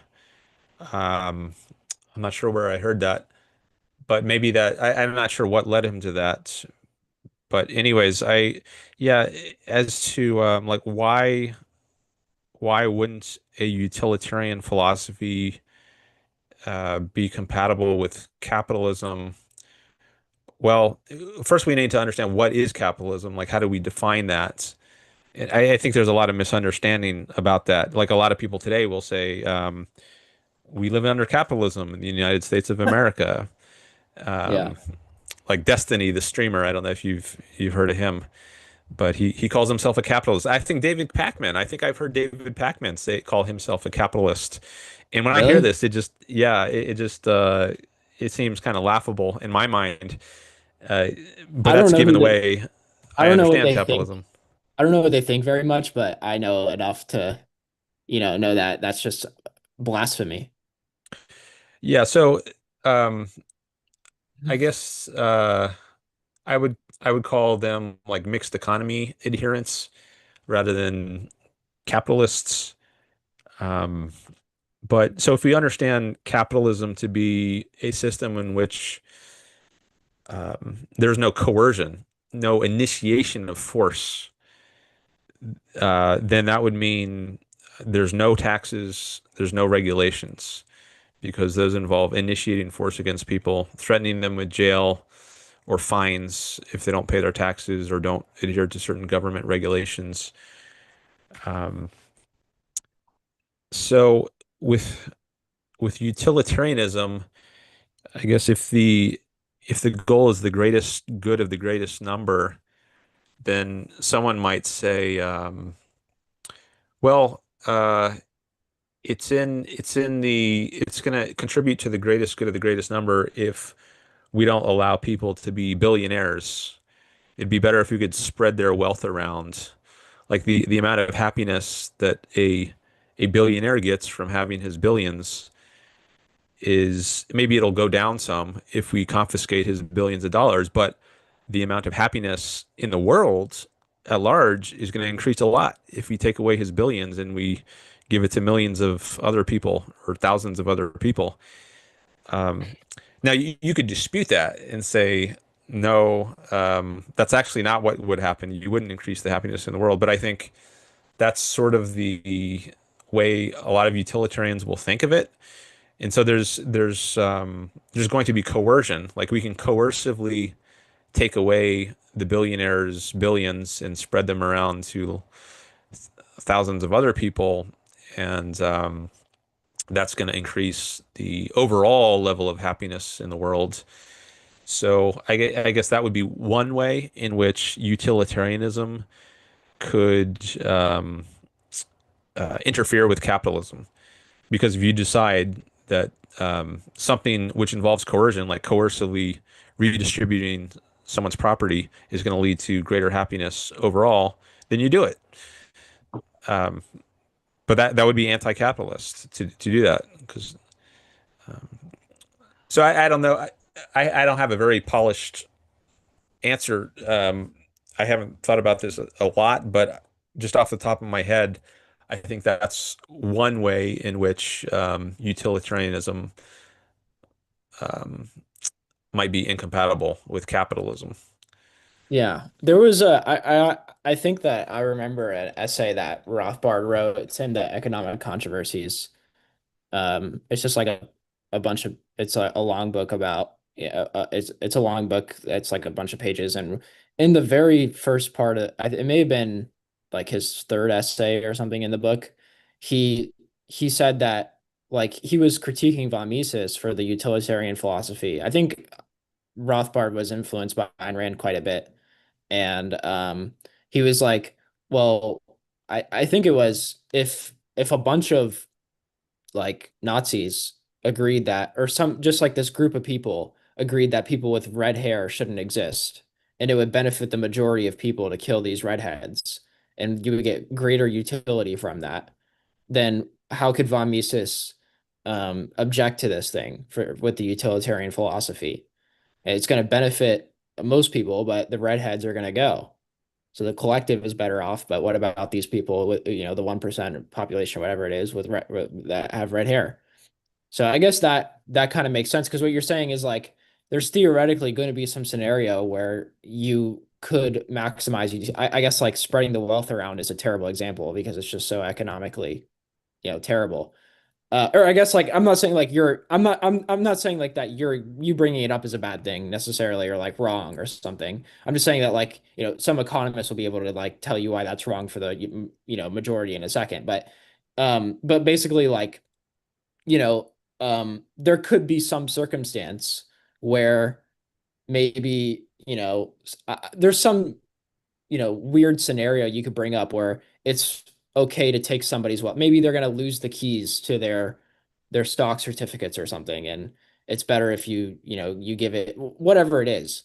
Um, Basically, you could justify some intervention somewhere for the benefit of the majority at some point. And without an egoistic philosophy, I guess that would be hard to counter. And I'd like to see what the utilitarians would say about that.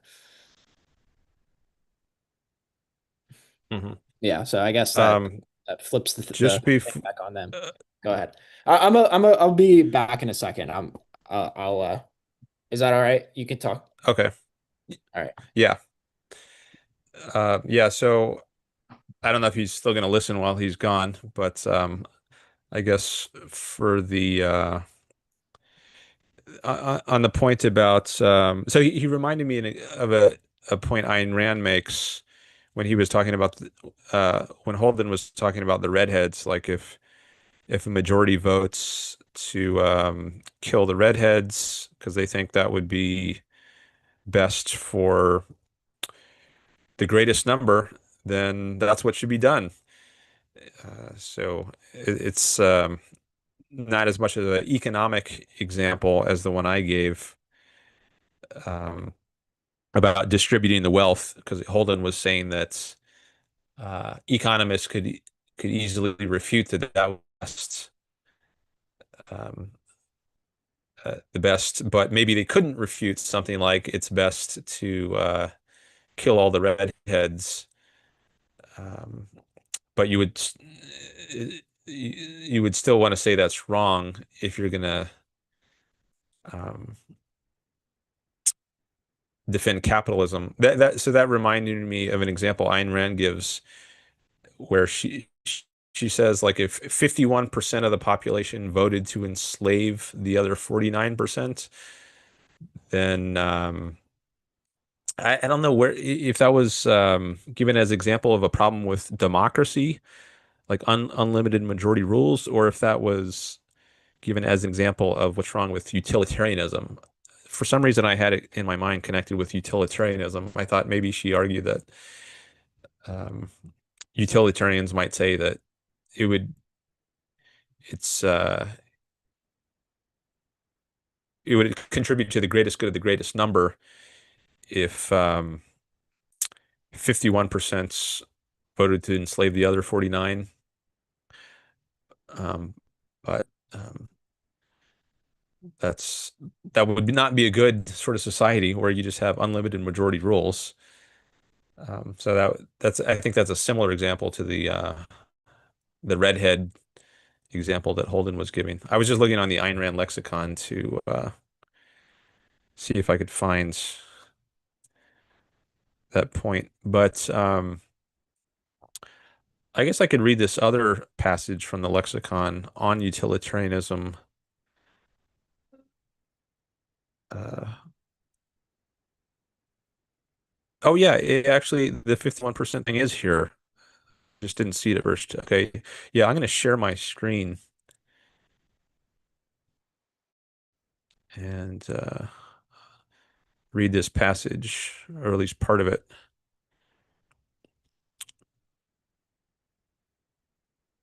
Okay. Share. Okay.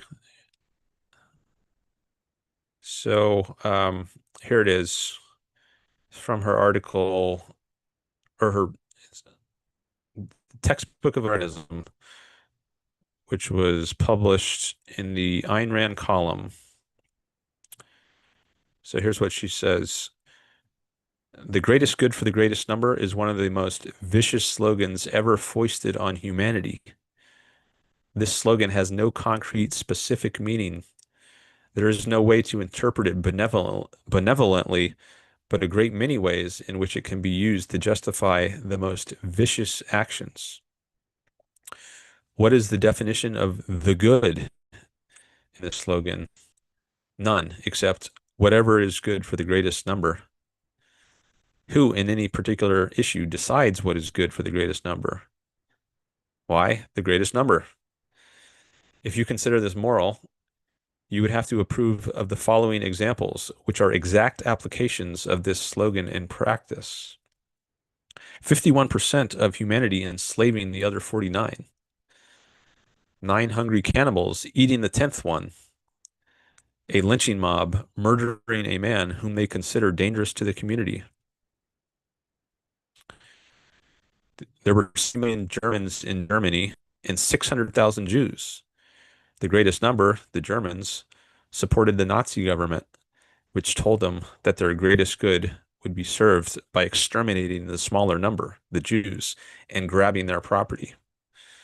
This was the horror achieved in practice by a vicious slogan accepted in theory. But you might say, the majority in all these examples did not achieve any real good for itself. Oh, I didn't read that correctly. But you might say, the majority in all these examples did not achieve any real good for itself either. No, it didn't, because the good is not determined by counting numbers and is not achieved by the sacrifice of anyone to anyone. All right, so there's some from Ayn Rand on utilitarianism. I showed this to I think it was a philosopher, maybe a philosophy professor one time, and I think he disagreed that a utilitarian would have to succeed these sorts of examples. So maybe there's some kind of counter argument that a utilitarian would give and say, oh, actually, what Ayn Rand thinks would happen in practice if we implemented a utilitarian philosophy isn't actually what would happen. But anyways, there's at least some of Ayn Rand's thoughts on what would happen. Okay. Let me come back to the chat. Maybe this is a good time to see what's going on there.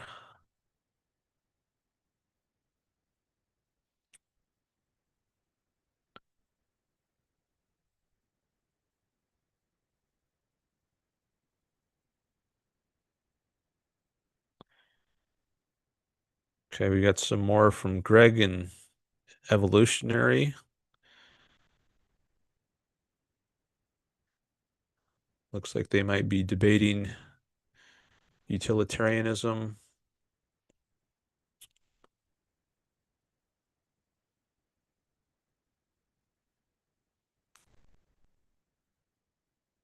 Okay, I'm not sure I'm going to read all this now.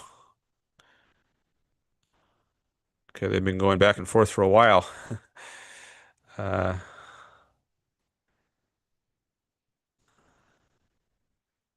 Duitse says, sacrifice to Gaia. Your CO2 tax will appease Mother Earth. Oh, I see. Oh, Godspeed is here. And I see Holden is back. Let me unmute or ask him to unmute. And I'm going to stop this. Well, I guess I'll leave the screen share up there. So I was just reading a passage from Ayn Rand about utilitarianism. I'm just letting Holden know since he just came back. And maybe I can just where did my oh, I guess I have to here we go. Now he can unmute. Um, there we go. So yeah, your example of the redheads reminded me of this passage from Ayn Rand because you were saying how if a majority voted the redheads to die or something, then under the utilitarian philosophy that would be legitimate. And that reminded me of this passage where Ayn Rand says like if 51% of the population here I'm going to highlight it on the screen. 51% of humanity wanted to enslave the other 49. Then, according to utilitarianism, the greatest good of the greatest number, then we should allow that. So this is another sort of example which you might think indicates there's some kind of problem with utilitarianism, which is less economic than the example I started with of, coercively redistributing someone's wealth. Right. The thing I would say is like it's also like Rothbard points this out in economic in his I would say his book Economic Controversies, but really it's just a collection of his essays. But he points this out in his essays that and and very much so like throughout his work is that you can't measure utility. So it makes it like a very vague notion. Sometimes like I guess like in like in economics class they teach us utils. Like they have a cardinal a cardinal numerical way to express utility in utils, but in reality utility can't be measured. Like how many utils did you get from eating that sandwich or something? It can't be done. So yeah, Hmm. basically. Yeah, I think it becomes subjective. And I think that's probably what Ayn Rand is getting at here, where she says this slogan has no concrete specific meaning. There's no way to interpret it, um, or at least no way to interpret it benevolently, but a great many ways in which it can be used to justify the most vicious actions. Yeah, so what is the greatest happiness for the greatest number? Um, and I think that also might be one of the reasons she uses life as a standard, which if you read her work, The Objectivist Ethics, she talks about the difference between life and happiness. Like I think she says happiness can be a purpose of ethics, but it shouldn't be properly construed as the standard of ethics because then it's just kind of subjective. It's not objective in terms of what it means, whereas life is more objective. I think okay, yeah. So Leonard Peikoff, he talks about hedonism here. So this is her student, Leonard Peikoff, who I mentioned before. He wrote a book called The Ominous Parallels, and let's see what he has to say about utilitarianism. He says, by the way, for anyone who doesn't know, this is from the Ayn Rand lexicon. It's a little mini encyclopedia which has passages from Ayn Rand's works on all kinds of topics. You can see some of the topics over here on the right. This is a great resource for learning about Ayn Rand's ideas.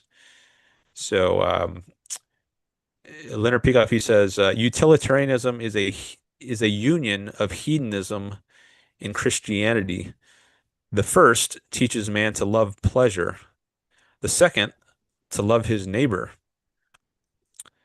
The union consists in teaching man to love his neighbor's pleasure. To be exact, the utilitarians teach that an action is moral if its result is to maximize pleasure among men in general. This theory holds that man's duty is to serve according to a purely quantitative standard of value. He is not to serve the well-being of the nation or of the economic class, but, quote, the greatest happiness of the greatest number, regardless of who comprise it in any given issue. As to one's own happiness, says John Stuart Mill, the individual must be disinterested and strictly impartial. He must remember that he is only one unit out of the dozens or millions of men affected by his actions.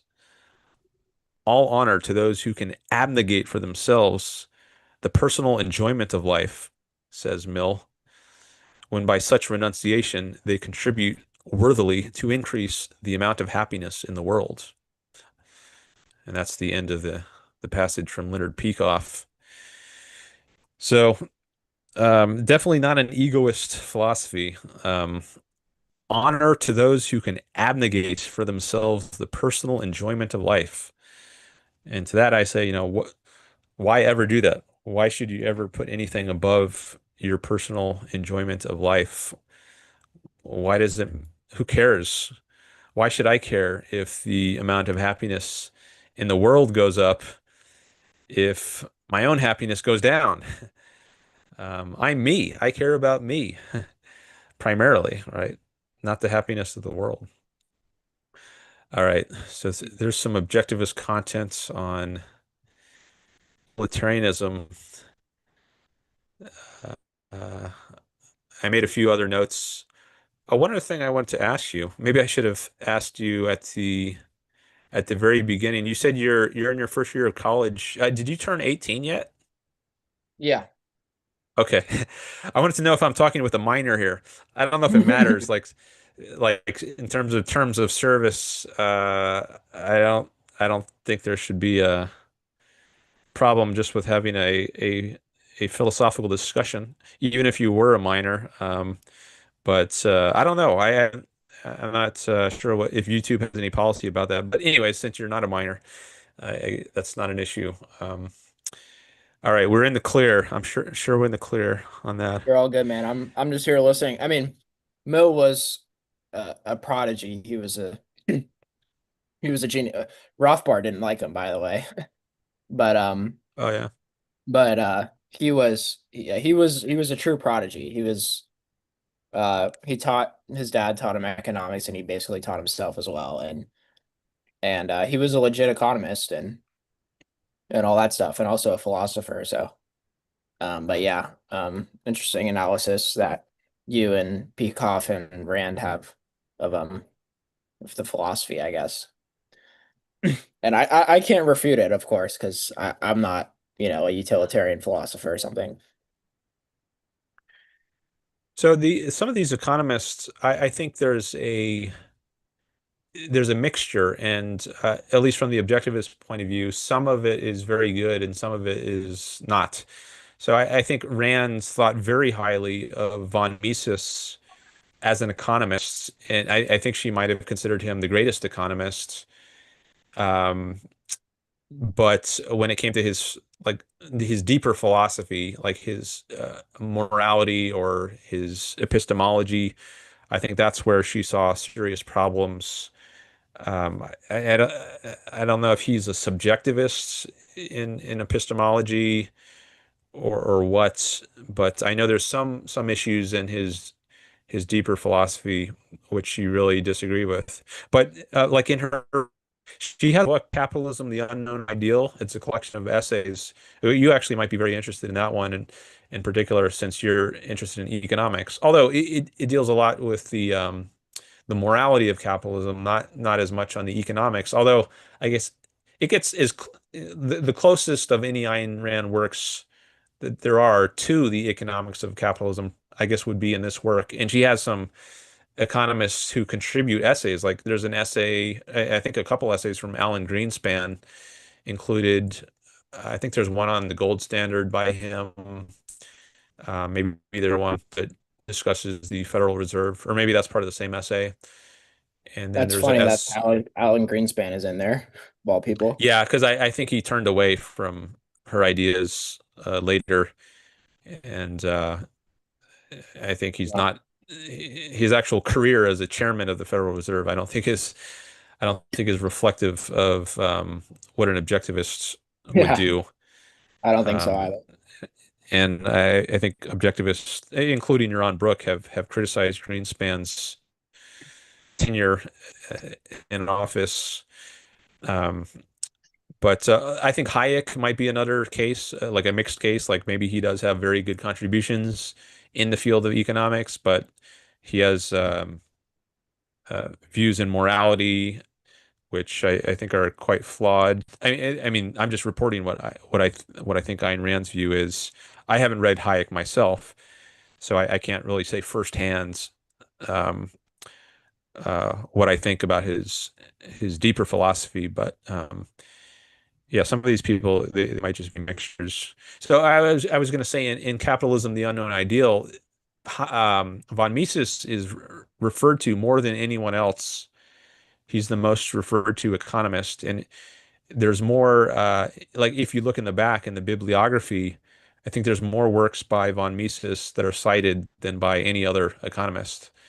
So Mhm. he definitely had an influence on Rand's thinking about economics, I believe, and definitely had valuable things to contribute in that field. Yeah, How I did you mean, get into the? Oh, go ahead. I was just gonna say, I mean, if you want to do economics, then I think Hayek is the greatest economist of all time, in my opinion. I I I have but Mises was great too. You know, but yeah. Anyway, so if you want to, I guess like probably individualism is an economic order if you wanted to, but you know, anyway. Yeah, I haven't read either of them. I would like to someday read them. I just need the time to do it. I have such a huge reading list already. I spend a lot of time studying history these days, but yeah, maybe someday I'll shift over to economics. And if you do, by the way, it's best to read a textbook, honestly, too. Just like Tyler Cohen has one. Um, Okay. it's just called Principles of Economics. It's just a textbook, but anyway, yeah, that's um yeah, that I thought was pretty good. But anyway, it would probably be good for someone like you, but if you wanted to, but that's a whole other discussion. What do you read about in history? In history, I jump around. Like right now, I'm studying the early American period, like the 1760s, 1770s, before the U.S. was declared independence. So, like, I've been reading about the Stamp Act and the the Townsend Acts, where these taxes and tariffs were passed against the Americans, and then they had the Boston Tea Party in protests. So that's that was 1773, the Boston Tea Party, and then following that were the Intolerable Acts or the Coercive Acts, I guess, which were in reaction the British response to the Boston Tea Party. So that's the era I'm studying right now. But like, if you go back in my live streams a month or two ago, you'll hear me talking about how I was reading the Bible. I was reading the first five books of the Bible. I got up to Deuteronomy. I read the whole Bible before, but I wanted to reread it to understand it better because even if you don't agree with it, been a very influential work um, on in history, and Safe to say. I'm interested in it from that point of view, like as a historical, cultural work that's been very influential. And I think understanding where we are today, one way to do that is to look at the very influential literature of the past, including the Bible, which I think is one of the main sources of the morality of altruism and self-sacrifice, which is, that's influenced Western civilization for millennia. So I've also read a lot about Israel in recent months. Um, I've done some shows on my live stream where I discuss or debate like the what's going on in Israel, in Gaza, the war with Hamas. So I jump around. I mean, the entire field of history is interesting to me, and but at a given time, I may be more motivated to read about one part of history than another, and then I just focus on that for a while.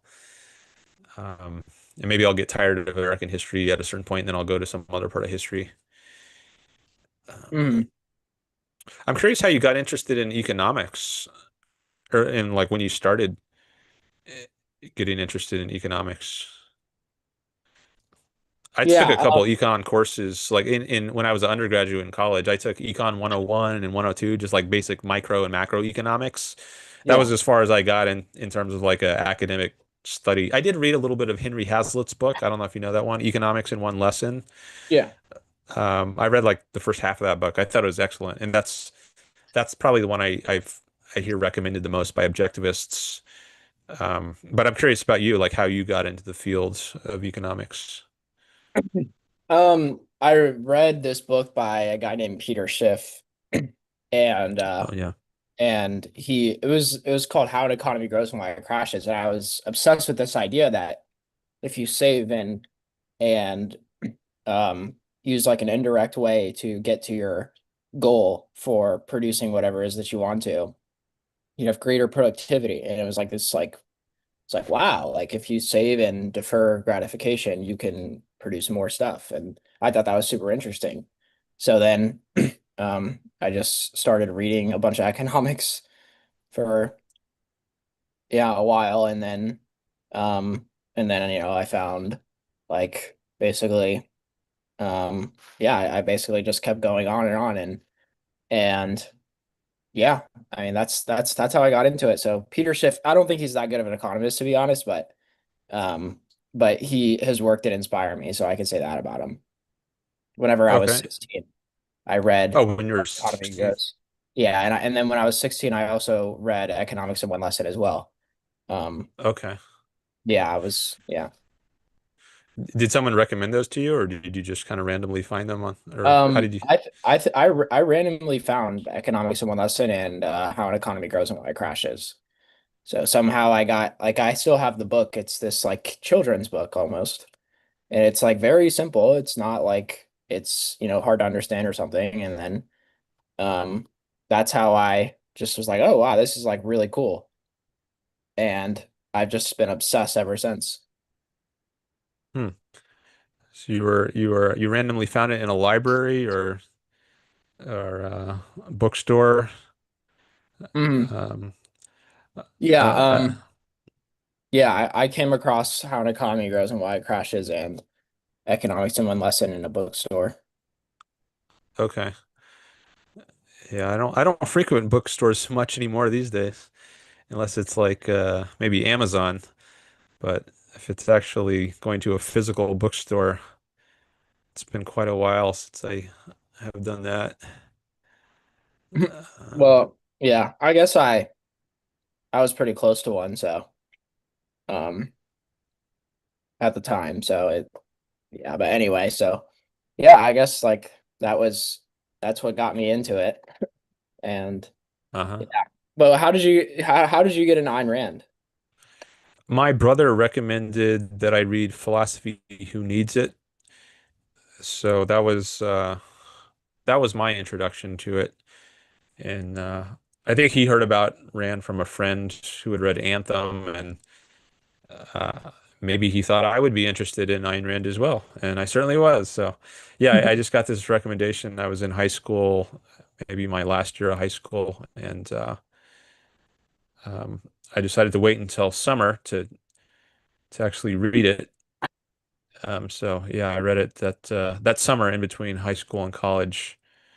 I read all of the main nonfiction works. Um, See, we got some likes on the stream. Thanks for that. Appreciate that. That'll help the show grow. We've got several viewers. That's good to see. And hopefully we'll get some more subscribers. I actually lost a few subscribers. I think I lost 2 or 3 subscribers over the last few days because I was up to 936. And last I checked, it went down to 933. And I don't know why. Um, I don't know if it was my last video that I put out, the stream the with the communist streamer or what. I don't get the reason attached to when someone unsubscribes, but it does go down sometimes. But it's like it's kind of one of these I won't say 2 steps forward, 1 step back, because it's more like 4 steps forward, 1 step back with the subscribers. Because I think Mhm. I did a calculation one time, and I think it was something like 25 or 30% I estimated subscribers eventually unsubscribe. So it's kind of like the stock market. It goes up and down. It's always fluctuating, but over the long run, there's a general trend upwards. Um, so hopefully, I at least maintain that long run upwards trends. But anyone out there, if you're not subscribed but you're watching, I'd appreciate it if you at least consider subscribing if you like the content. That'll help my channel grow, and then I can spend more time on it and put out more content. Yeah, All right, yeah, go ahead. Euron Brook always talks about that. He's like, "Oh, these people unsubscribed or whatever." All the time. It's like my subscribers went down X amount. But yeah, there's always something that you say that pisses people off whenever you have, I guess, the worldview you have. Yeah, I know he says sometimes like when he talks about abortion or Trump or maybe immigration, one of these very, very controversial topics, sometimes people will subscribe because I guess they originally subscribe when he's talking about something else that they agree with, and then they listen to him a little more, and then he starts talking about something, and he gives a point of view that they don't agree with, and then they unsubscribe. So it's like it goes up by 3, goes down by 1, up by 3, down by 1, or up by 4, down by 1. I think it's about like that for my channel. Uh, but at least I'm over. I hit the 500 subscriber threshold a while ago, which is what I need to get super chats on my channel. So I'm well beyond that, fortunately, and now I just need to increase the watch time on my channel. I'm around 2,000 hours of watch time in the last year, and I need to get that up to 3,000, and then I can start taking super chats on Hmm. my channel. So I look Nice. forward to, yeah, I look forward to getting there. Yeah. Well, yeah, well, I guess next time we meet, we'll be having a very interesting discussion. Yeah, yeah, you've absorbed a lot of information today, so I'll be interested to see where you're at next time, um, whenever that is. Yeah, that'll be really interesting. You're the first person who I've had this sort of conversation with, like someone who is brand new getting into objectivism and has called in, and it's been interesting. It's been very interesting to learn about you. So I'm glad you could call in. Um, Yeah, I'd say like one more thing is that the economics of it were so like yeah, the economics of it were like of of free exchange and production were just so amazing to me as well. Like if you if you don't interfere with production and exchange, then you just see like how fast capital can accumulate is actually quite interesting. And over time with, compounding, it's very substantial. So that like was like huge. I know this, it's kind of like, but I just wanted to add that because like that was probably main, that was one of the main things that interested me is like, like, for example, if we, if if you just like were to put into a calculator, if capital accumulates, you know, 2% higher, um, from say like 1860, then our standard of living today is just orders of magnitude better than it is now. Well, I mean, so like compounded. I'm a big like Warren Buffett fan too. Like, so I don't know if you know who Warren Buffett is, but yeah, I know uh, who he is. I don't know a lot about him, but I know who he is. yeah, those kind of guys, I like reading their biographies and stuff because I think they're super cool people. And if you see like, the compounding thing has always interested me.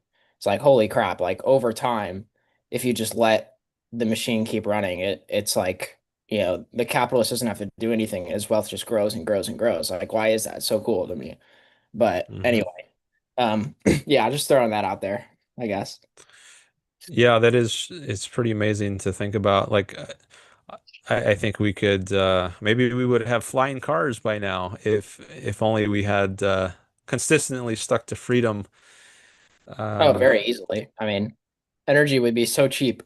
In the 90s, we were supposed to have almost all of our electricity generated by nuclear power, but then it got strangled by the Nuclear Regulatory Commission. Um, it takes 16 years to build a nuclear power plant now, and it took only 3 years in 1968. hmm, wow.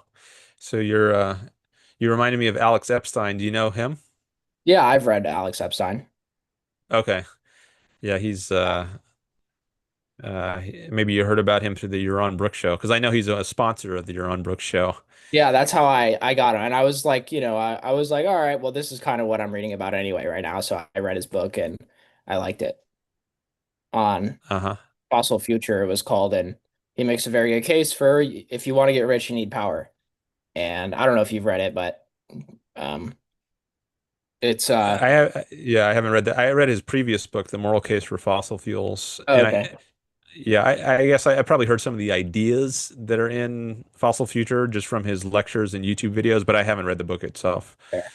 Yeah, I mean, and then he goes like, why, of course, like I'm sure you've heard the ideas, like we're safer from the climate than ever, and and us being able to use cheap power is like a huge reason why this is the case. But anyway, that's like, we won't have to get into all that. But yeah, no. Yeah, basically like Yeah, I mean, it would be quite insane how high our standard of living could be if we just didn't disrupt the compounding machine. Yeah, maybe we would be living on Mars or be able to do like intergalactic travel. Um, maybe we could all kinds of medical advances, growing limbs for amputated people, or Oh yeah, we could have it's just we could all have brain computer interfaces. We don't even know that much. We don't know. I mean, I guess like you know, yeah, if we all had brain computer interfaces, that would be pretty cool. But we're not that rich yet, and we don't know that much about the brain, I guess. But brain anyway, computer. it's like Neuralink maybe. I I've guess heard of it's that. like the I don't know I much guess about it though. I think there's like you can just by thinking about something, you can make a computer display text, for example, yeah. on a Yeah. screen. One guy got Okay. it. It's like this guy can play chess with his mind. He doesn't have to move like his any of his muscles or anything. He could just like sit about he's like this paralyzed guy who was like the first patient of Neuralink and he wasn't really able to do anything and now he could do all this crap all this stuff with his Neuralink chip. So which is pretty cool. So Uh-huh. but yeah, I guess like um yeah, I guess like one could only imagine what would happen. I mean, let alone if you go back, like say we started after BC or something, or after Christ or something, before if we started right at the death of Christ, if we had started capitalism, just I mean, then it's just like then the compounding is just like the poorest person today is like a billion times richer than Warren Buffett is or Elon Musk or something. But anyway, what we could, anyways, we could do that another time. I don't want to go on for too long.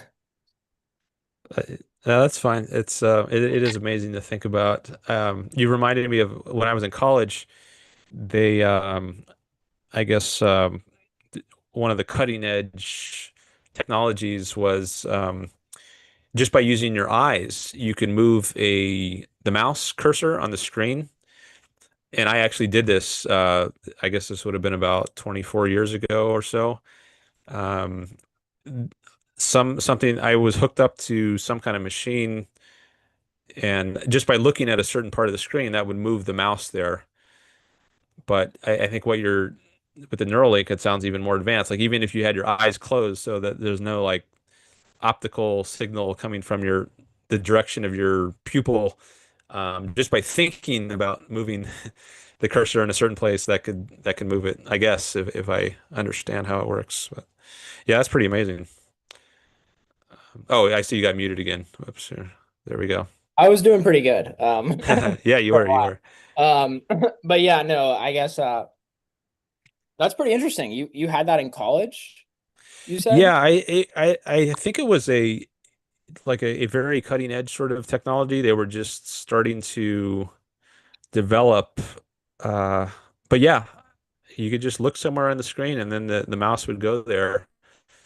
Um, That's pretty interesting. so Like I watched Back to the Future when I was like 15.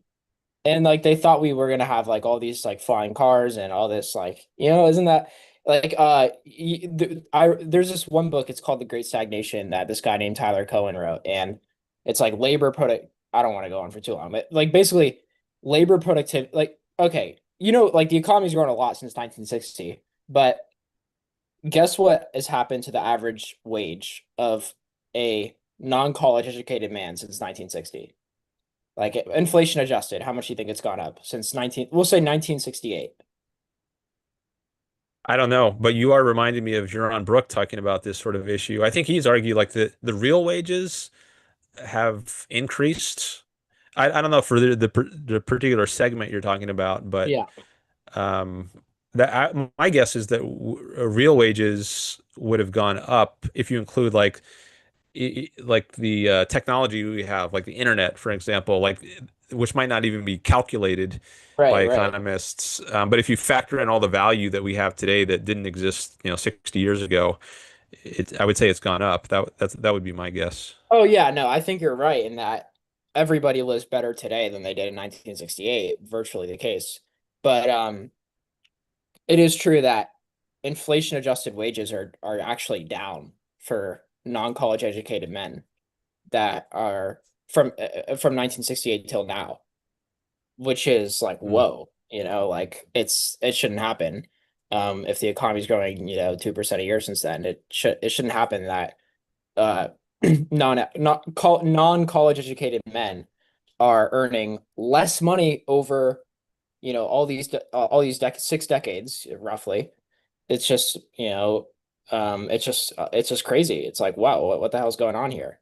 Um, but yeah, it's just like, I mean, there's a bunch of different, we could go into that a different time. Yeah, I guess even if real wages are going up, like even if you would say you would rather live today as a non-college educated person than 60 years ago, it could still be the case that you could be much better off even than you are today. So um, it's Yeah. not to say like progress isn't you don't have to deny the fact that there's progress to say that progress could be even better if we had a more free capitalist sort of society. Oh, for sure. Yeah. I mean, there's no reason why their wages should be stagnating like that. I mean, that's I guess there is like a problem for society in that like people with an IQ of less than 83 can't produce, you would say like an economic, basically they can't produce much value per hour worked, I guess. So, that makes it very difficult for them. And as the economies become more about mind and less about muscle, those people suffer. Or they don't, I shouldn't say they suffer, but they don't, the wealth increase doesn't distribute equally, I guess. The wealth isn't distributed equally as it grows. So they do tougher, but yeah, they could be much better under freedom, even those people. And they're not a trivial part of the population. But anyway, yeah. All right. And the sorts of job. Oh, you got to go now? Or You can go on for a second. But I am gonna go ahead and read Ayn Rand okay. when we get off this call. So, um, yeah, basically just letting you know. I'll next time. Yeah. Anyway, gotta be prepared for Yeah, next. yeah, okay. I was just gonna say in closing, we can make this the last point that even if you have a low intelligence, that you can still find work. It's just the type of work you get is going to be different. Like maybe 100 years ago, you would be a ditch digger, and let's say we've now got robots that can do that, and they replace all the ditch diggers. But now you can be the person who pulls the lever on the robot or something, or like sticks it in the socket to charge it back up. And it's still a very simple task. And it involves much less manual labor, but you don't need a high intelligence to do it. So it's everyone can still find work to do. It's just that the work is going to change in its nature. Yeah. So Right. Yeah, exactly. Anybody in a free market could find work. Basically. I mean, it would have to be really bad situation for you to not produce anything. Uh, it's hard for me to think of one, but yeah, you're right. I mean, and also like one thing to take into account is like a lot of the jobs that they had back in 1968 were backbreaking jobs. Like you were talking about, like digging a shovel or something, and then versus having, pushing a button for a robot or something is like a much more it's much more easy on the body to do something like that. So those things mhm. like don't get accounted for in, CPI calculations or something, inflation adjusted wage calculations. If you were to go back to 1968, it would be a much tougher time, generally speaking, for whatever you work. If you work something like really dangerous now, you probably get paid a lot, even if you're not very smart, like a coal miner or something. But yeah.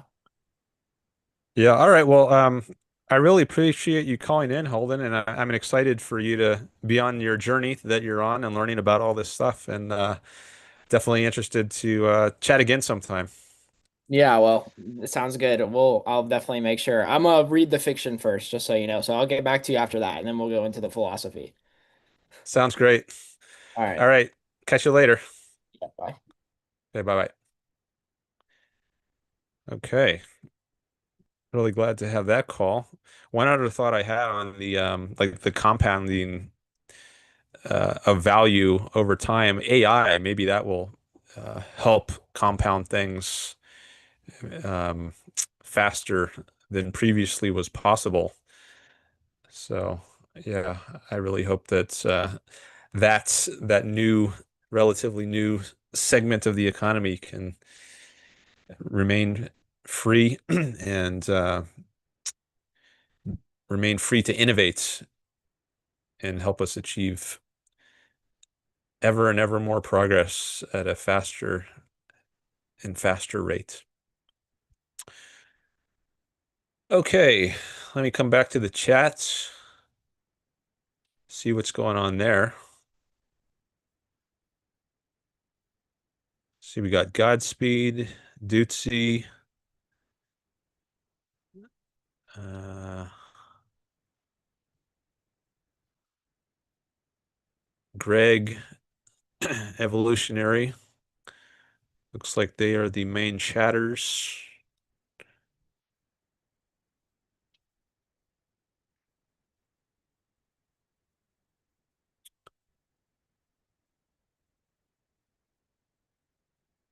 And I don't know if I'll have time to read all of these chats, but let me look at least some of them, get a better idea of what they're discussing.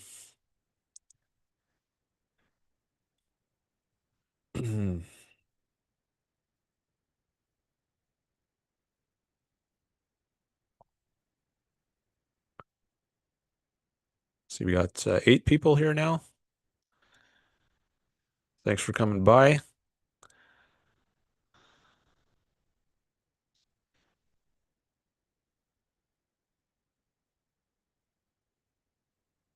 Actually, I'm going to go to the very end of the chat. I'm going to read these a little bit out of order.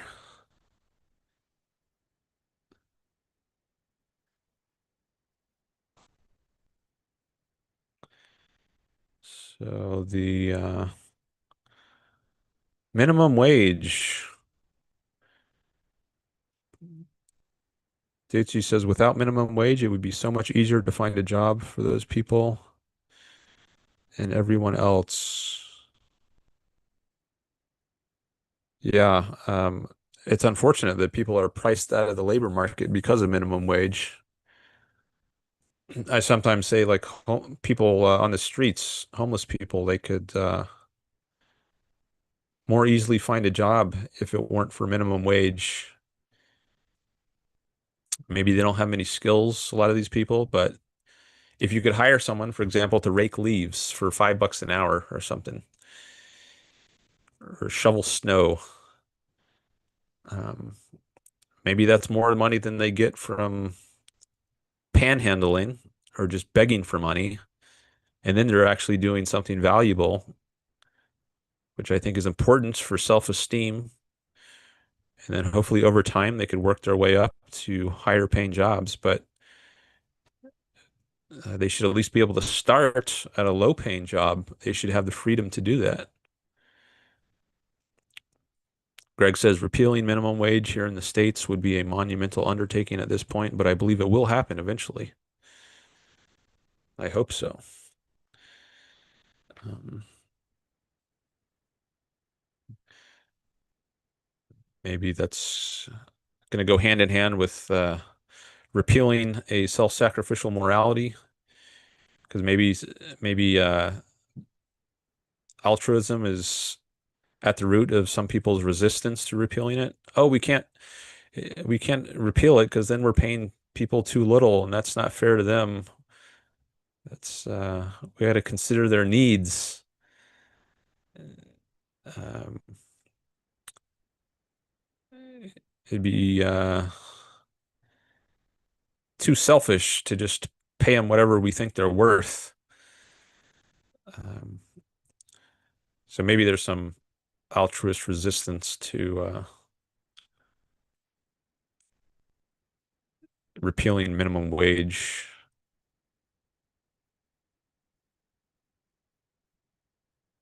Okay. Evolutionary says that Hazlitt in his Economics in One Lesson book is a utilitarian analysis. Does he say that himself, or is that your interpretation of him? I haven't heard that point made about his book. Does he justify capitalism on altruistic grounds or utilitarian grounds?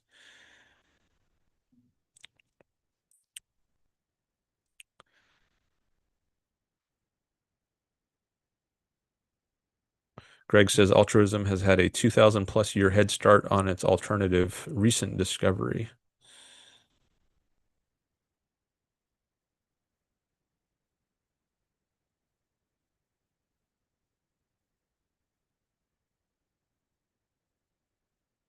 Okay.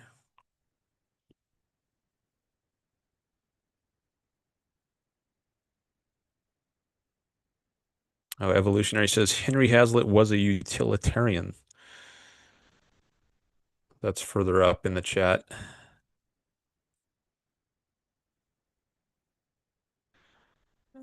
Just look at all the cases in economics in one lesson. They talk about the total consequences of policy, which is utilitarian. Well, I don't know if I know he says like you have to consider all the consequences, not just the short run consequences. You also have to consider the long run consequences of a policy and consider them in the full context. But I wouldn't say that's utilitarian to consider the total consequences. He's saying don't be short-sighted. Um, I think what matters is if like to be utilitarian, he has to be saying whatever maximizes the total good of everyone or the total happiness of everyone, the greatest good for the greatest number is what matters. That's what you should do. Um, but I don't think just considering all the consequences on all groups, well, that is another aspect. Like if some group argues for tariffs, right? You want to be like tariffs to protect the steel industry. Um,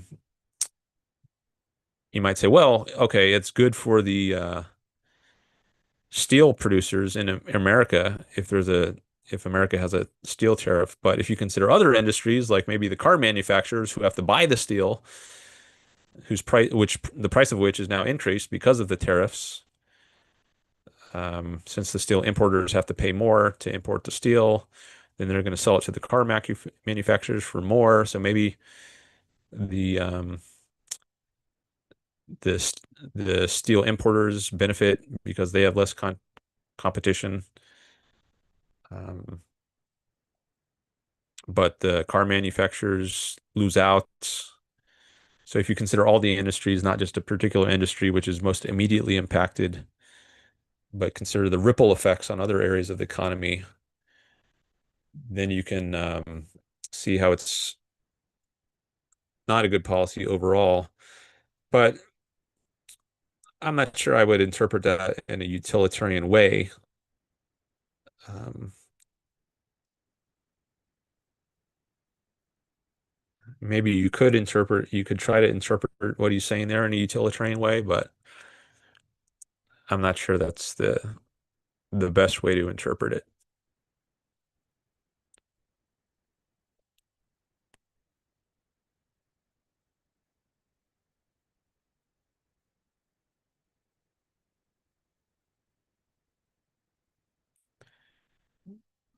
He was a utilitarian, Dan. I know you don't want to accept it.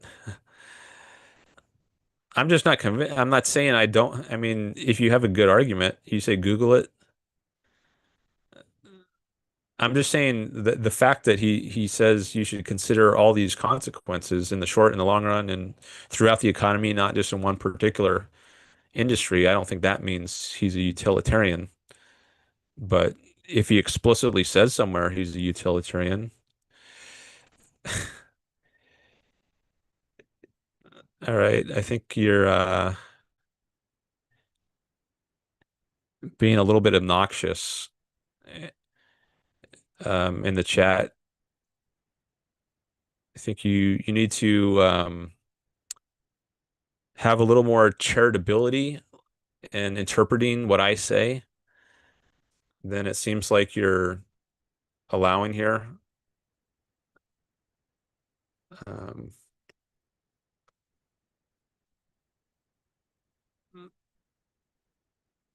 I'm Googling, was Henry Hazlitt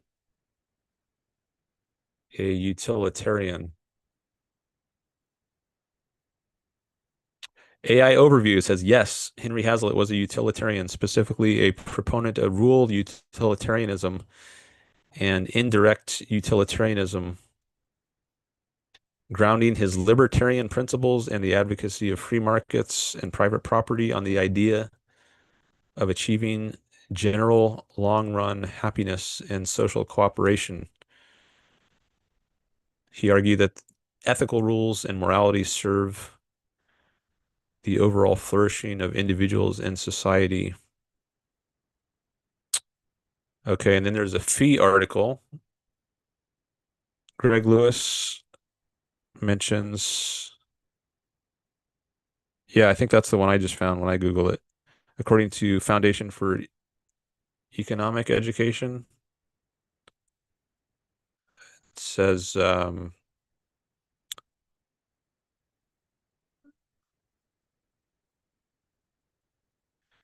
this hostile intellectual atmosphere, Henry Hazlitt forthrightly and courageously avows a utilitarian ethics, although he did seek a more attractive label, perhaps cooperatism.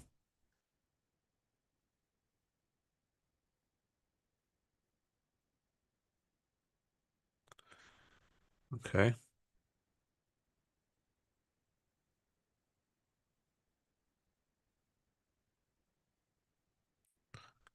Okay. Well, if he's a utilitarian, I accept that. Um, but I'm just saying, like, the fact that he says it's good to consider all the consequences throughout an economy and the short and long run consequences, I don't think that is enough to justify saying that someone is a utilitarian. I think you have to hear more about what is grounding their view. Are they saying, like, what ultimately matters is the greatest happiness of the greatest number? Um, I think you need something more explicit like that. Um,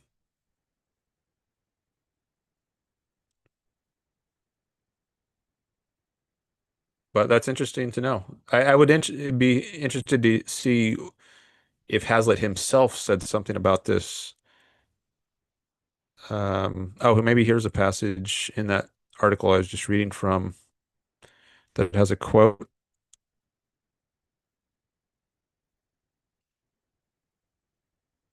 The inviolability of rights, he says, quote, oh, it rests. The inviolability of rights rests, he says, quote, not on some mystical yet self-evident law of nature, but ultimately, though it will shock many to hear this, utilitarian considerations. That's from page 286 of some work. I don't know which work this is being quoted from. I'll share this on the screen. This is from the Fee article.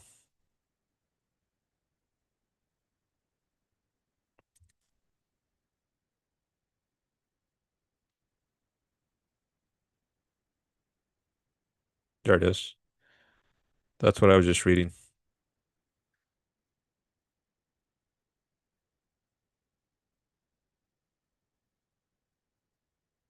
All right, well, that's pretty explicit.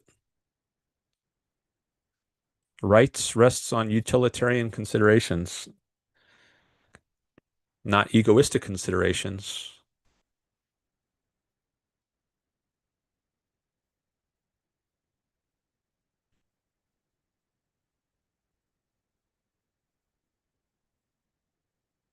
All right, good to know.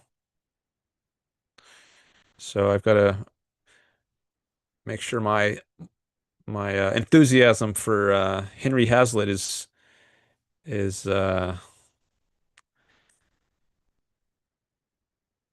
doesn't extend to his moral philosophy, but maybe he, like the others, like von Mises and Hayek, maybe he has very good economic ideas, but when it comes to his morality, I would disagree.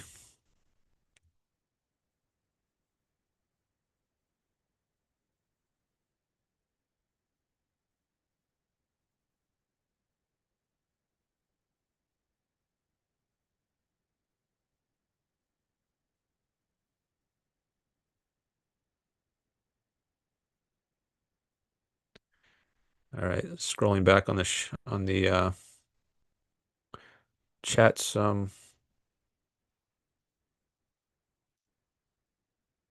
Duitse says, I think it's wonderful to see young people like Holden being so interested in capitalism. It gives me hope that not all young people are commies. Yeah, it is good to see. All right, I'm gonna stop the screen share now. Yeah, it's exciting. He's a young guy and he's encountering all these ideas. He's about to read Rand's fiction. Wow, that's powerful. Um, all right, there's some discussion of fish in the chat here. Trying to see what that's about. Have you ever seen a fish stranded on a beach trying to survive? And they did this zillions of times until they were able to breathe and then walk. That's absurd, says Duitse. Either that or a zillion fish died stranded on a beach, says Greg. Are they talking about evolution? How fish evolved? I don't know.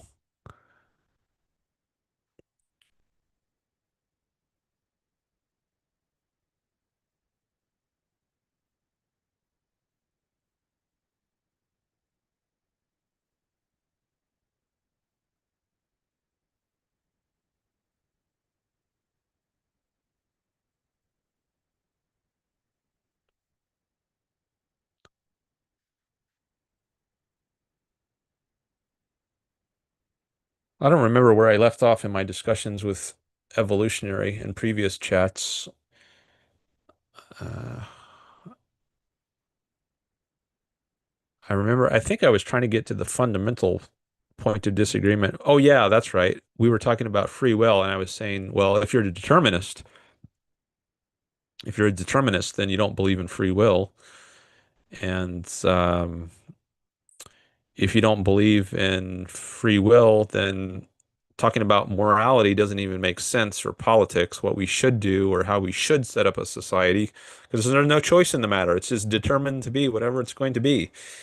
So if you're a determinist, and I think evolutionary is, then um, we're not really going to have a basis for agreeing about anything which is downstream in philosophy. I think the issue of determinism versus free will is more fundamental than issues like ethics and politics, and that would include something like utilitarianism or capitalism. So I think we should discuss determinism first versus free will, and then I remember evolutionary said, well, I'll grant free will for the sake of argument, so that we can discuss other issues in ethics or politics. And I said, I don't know, we can try, but we'll see if the determinism creeps back in somehow and is influencing your view of ethics and politics. And that's where I remember my last discussion with evolutionary left off. So,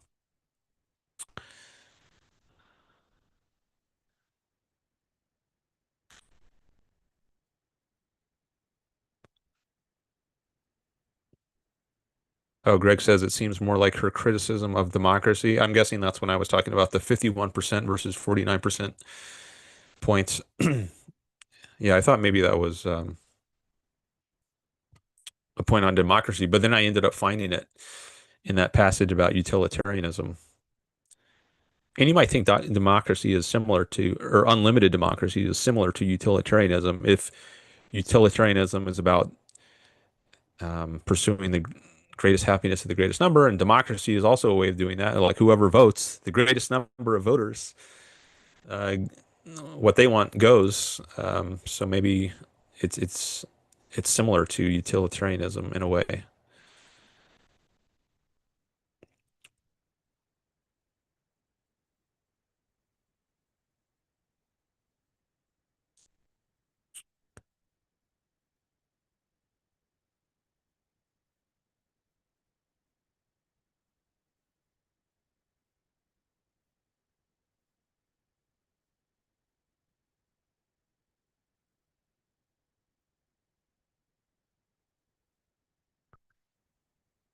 The leftists in Europe think we live in turbo capitalism in the EU, LOL, says Duitse.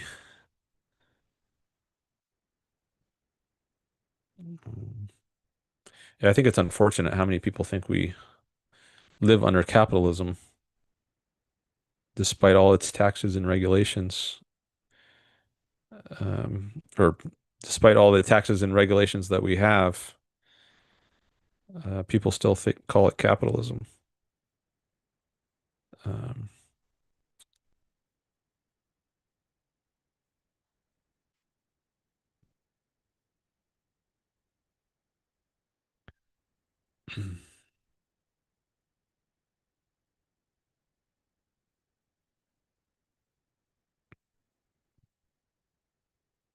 Evolutionary says that's why economics in one lesson is so convincing. Utilitarian arguments are very convincing. Um,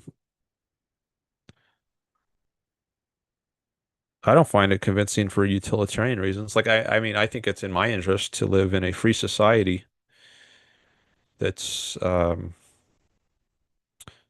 where the overall system is good, not just, one system like the steel industry. Like if I happen to be part of that industry, then I get some short range benefit, and maybe 2 years later, I'll be on the short end of the stick and I'll be penalized.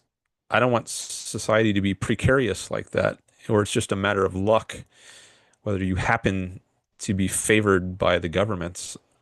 That's not a very safe, secure, good system to live in. So me as a individual, as an egoist, I am best off in a society where it's geared to everyone's rights as an individual rather than just there being some special favors giving out to this or that group. And it's just a matter of luck, chance, whether you happen to be part of that group.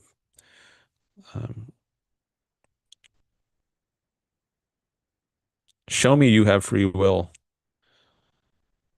says Evolutionary. Eat glass. We talked about that example in a previous show. Free will is not omnipotence. It doesn't mean you can do anything like eat grass, eat glass. Um, Maybe over time you could uh, like if you have a healthy psychology, I don't think you can just choose to eat glass. But over time, if you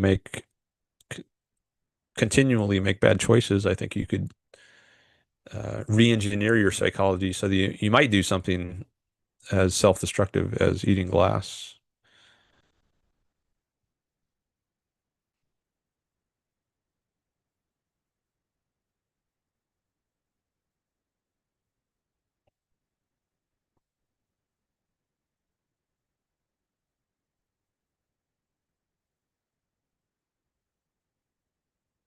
Okay. Some more anti-egoist comments here from Evolutionary. I don't know if I want to go over those right now.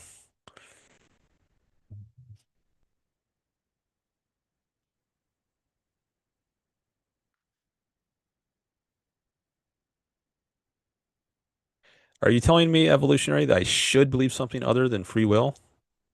But I'm determined to believe in free will, according to you, right? If you're a determinist, how can you criticize me for not supporting determinism? I had to support free will. It's not up to me.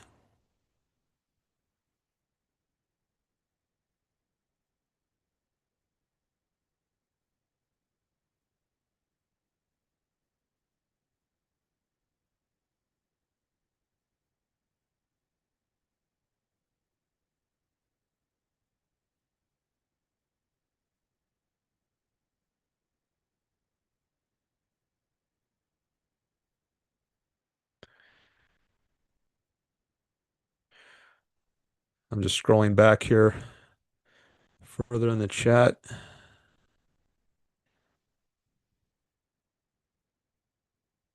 There's some talk about Locke, Cicero,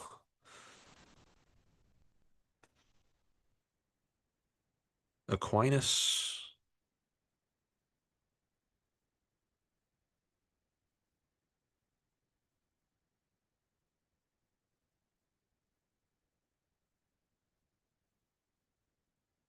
Wade says maybe the self is objective, but the knowledge of self is subjective.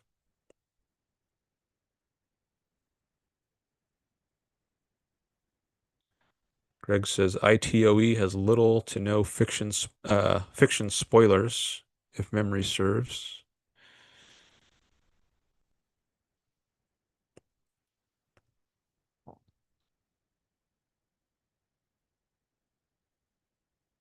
Yeah, that's what my memory also tells me. Um,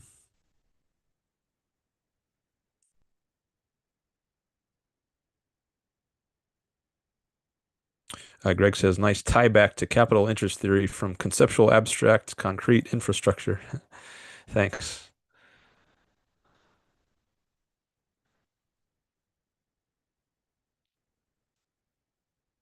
Harry Benzoringer has a book titled How We Know. Yes. Florida Nick points that out.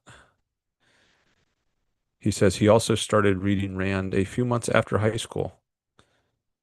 Florida Nick said that.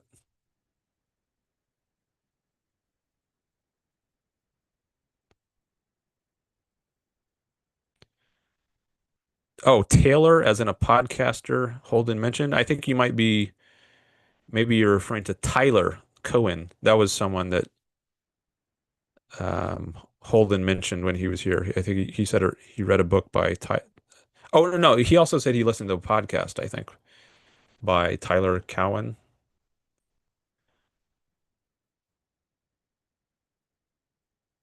who I'm not really familiar with. I've heard his name here and there. I think your Ron Brook has talked about him, but sure, I'll put his name in the chat so you're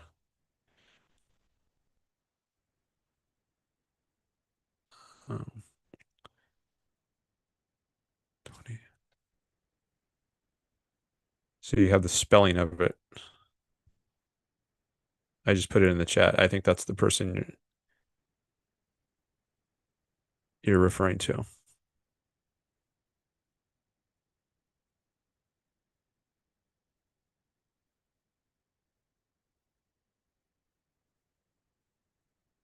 Okay, I just finished scrolling back to the beginning of the chat, reading at least some of them. Now I'm back at the end of the chat.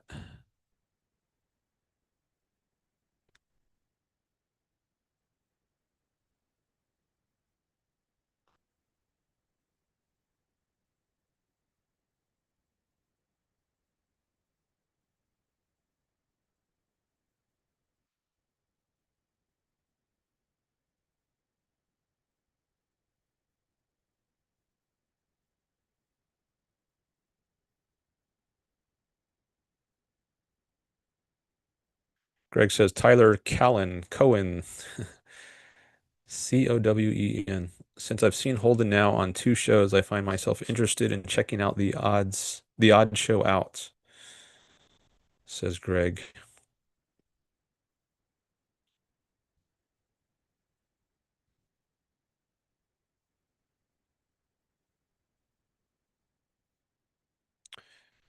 Okay. All right, so I've been going for close to 3 hours. When did I start at 11, right? Yeah, I think I started at 11. It's almost 2 my time. I think I'm going to end it now. All right. Well, thanks everyone for coming by. I do appreciate you being here and thanks for chatting. Thanks to Holden for calling in. And as for my next stream,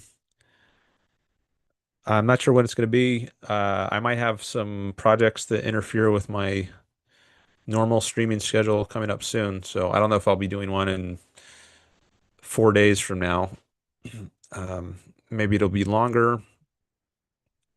We'll see. But anyways, hope to see you in a future stream whenever that is. Thanks for subscribing. If you haven't already done that, thanks if you do that. Thanks for the likes and thanks for the watch time. All right. Have a good day, everyone. Enjoy the rest of your weekend and see you another time. Bye.